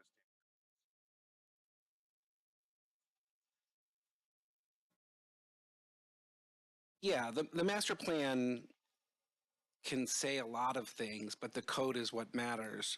I don't think this code is any less restrictive than the current code. It probably also doesn't push too much farther. Okay. And I think what Roger means by that is the master plan is the community's vision and hopes, but the zoning ordinance is what's legally available to us to enforce. Is that what you meant? Yeah, so the master plan can say, create an ordinance that preserves all trees in the city. And then when it comes to the ordinance, you know, that's where the city attorney gets involved and says, if you push this too far, you're going to get a taking and you're going to have a problem. But I think we can go back and look at the master plan and see what goals were there. I think I do have to look at what Mayor Pro Tem Mikulski sent over for other jurisdictions, but it sounds like the ordinance committee is interested in tackling that issue. Yeah, and I just want to point out section 17.06 is the penalties and remedies for the zoning ordinance. That speaks about violations as a municipal civil infraction and identifies the fines and pathway to correcting and remedying the situation. Through the chair, that makes me really want the ordinance committee to review this tree protection ordinance before we move forward with the rezoning, because I will say it's staunch. I wrote it staunch on purpose. The suggested fine structure is smart but intense, where we have multipliers for landmark trees, we have property value linked penalties, we have mandatory restoration costs, we have revocation of permits, and we have potentially public disclosure, which Dan Chris will probably argue down, but I put it in there just to see. So there's a lot that we can do in terms of establishing tree protection zones and then naming out things so that it complies with and adheres to what our vision was within that master land use plan. Thank you. We'd appreciate that review. Yeah, through the chair, I just wanted to say, I think we hear everybody pretty loud and clear when it comes to the trees. It sounds like this deserves like a extra focused look. So we're going to do that. Thank you. Ian, would you like to come up now?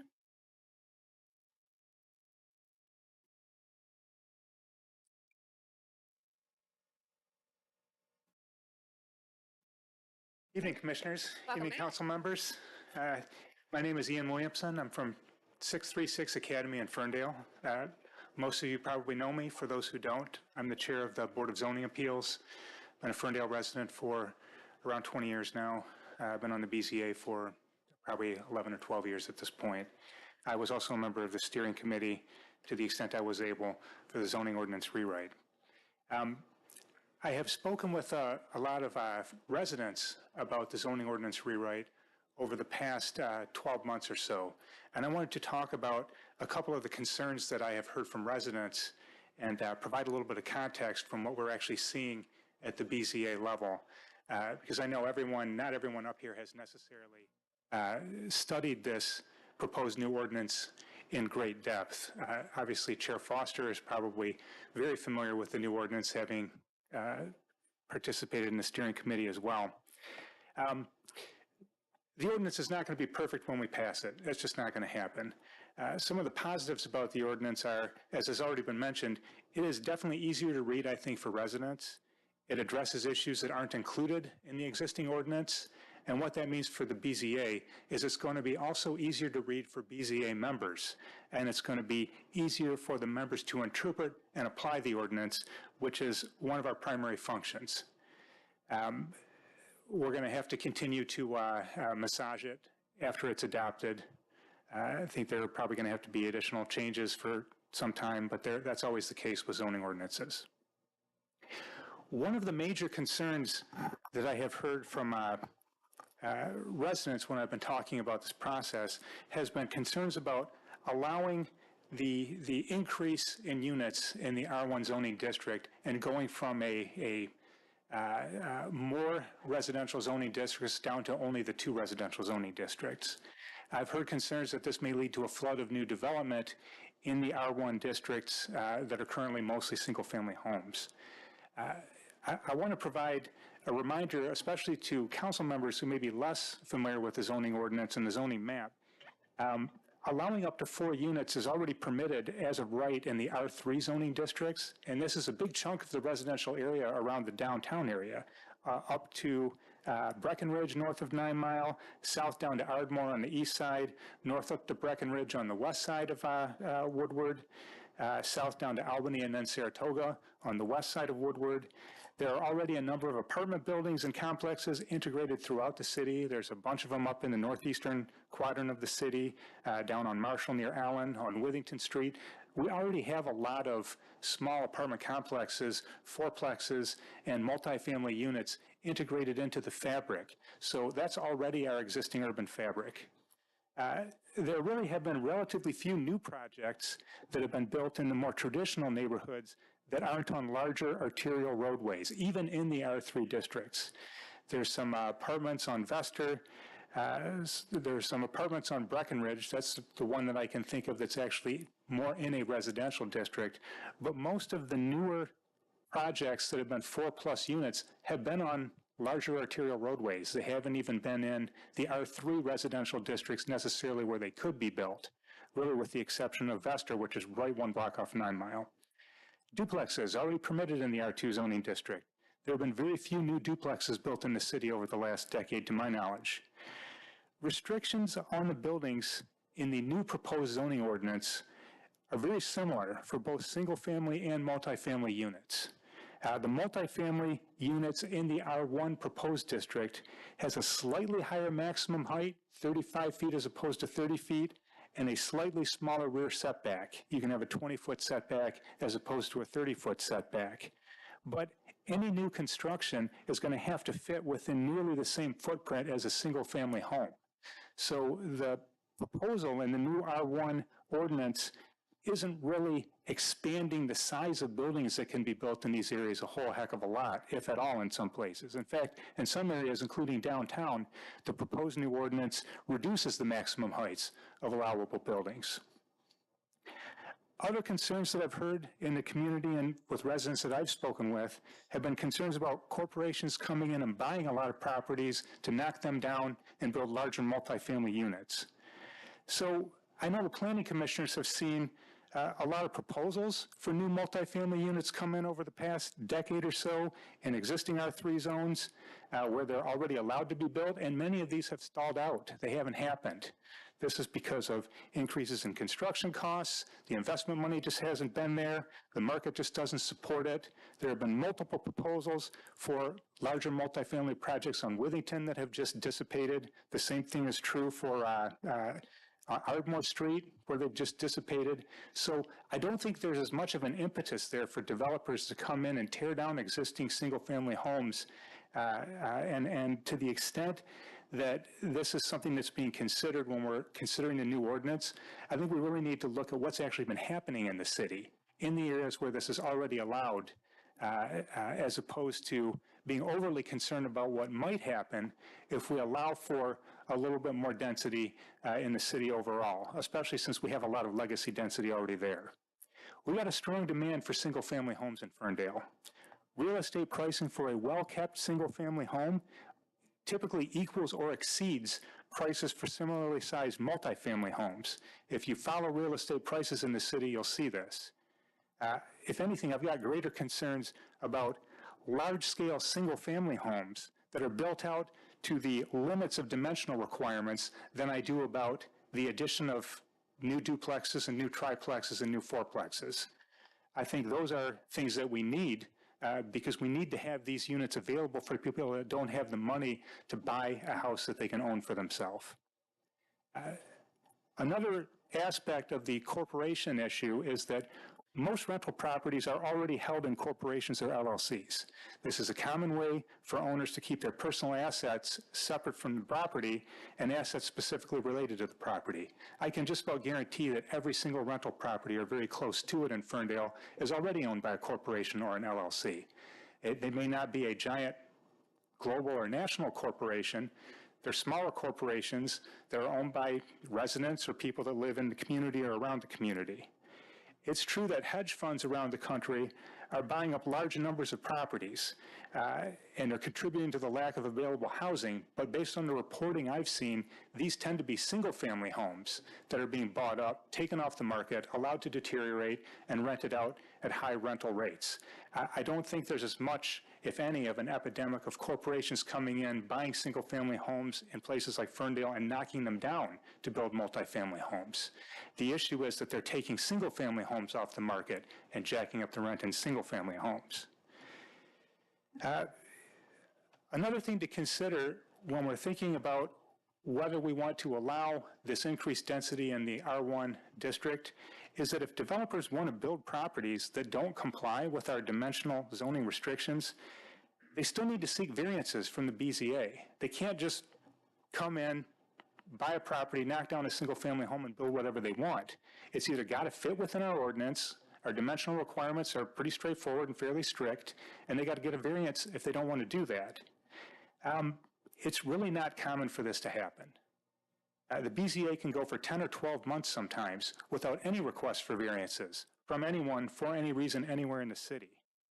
I think that variance requests tend to be far less common than a lot of residents may believe or understand. This is not a common thing that happens. Developers are typically not coming into Ferndale asking to do things that are not permitted by our ordinances.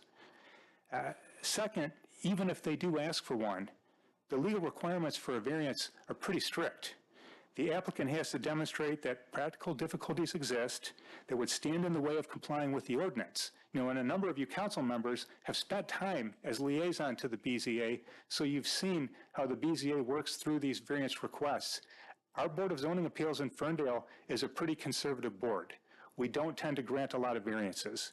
We specifically don't tend to grant a lot of variances when someone is coming in with a new residential development and they want to push the envelope and put in a multifamily building that doesn't really fit in with the existing neighborhood fabric.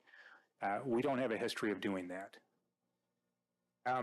For the last 15 years in Ferndale, we've had master plans that have all said we want increased density in the city. We do this every 5 years. We get a lot of citizen input.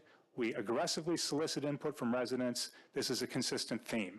We want there to be units available for people to live in this city of every income level. We want there to be units available for people that can't afford to buy the house. We want there to be units available for people that don't want to buy a house but still want to be part of Ferndale. You see people complaining about the lack of available housing in Ferndale all the time. We can't have it both ways. We got to decide what we're going to do. I think we want the density, and I think it's important that in this new next iteration of the zoning ordinance, we allow for that additional density in an intelligent way, and I think that's what we're proposing. So that's what I have to say. Thank you all for your time. Thank you. We appreciate your time and the time that you spend on the BZA and the steering committee. All right. Anyone else have any further comments for this evening? I think there's one thing that wasn't also identified when we're talking about housing density and finances for the city is that the more units, so this comes in terms of infrastructure as well, is that if you increase the units, there's a better efficiency for infrastructure. So especially for the cost to the city and then helping us be able to build back our city as we need to when it comes to infrastructure reinvestment. That the added units per like acre or whatnot, the density can help with efficiency as well. So that was the point that wasn't made. But with that, are there any further comments? One last go. That would conclude our draft zoning ordinance discussion and call to audience. And we can move on to, if we have any administrative items or commission items for this evening. I see some shaking heads. Do we have a next meeting date set yet? For the Planning Commission? October 16th. Okay, and we expect to have a meeting that evening? I don't recall at the moment, but I will let you all know. That's the next one on the books, but we'll yet to be seen. It's the next regular scheduled meeting. All right, well, with that, I will call the joint City Council and Planning Commission meeting to a close at 9:15. Thank you, everyone. Thanks, Michelle. Thank you.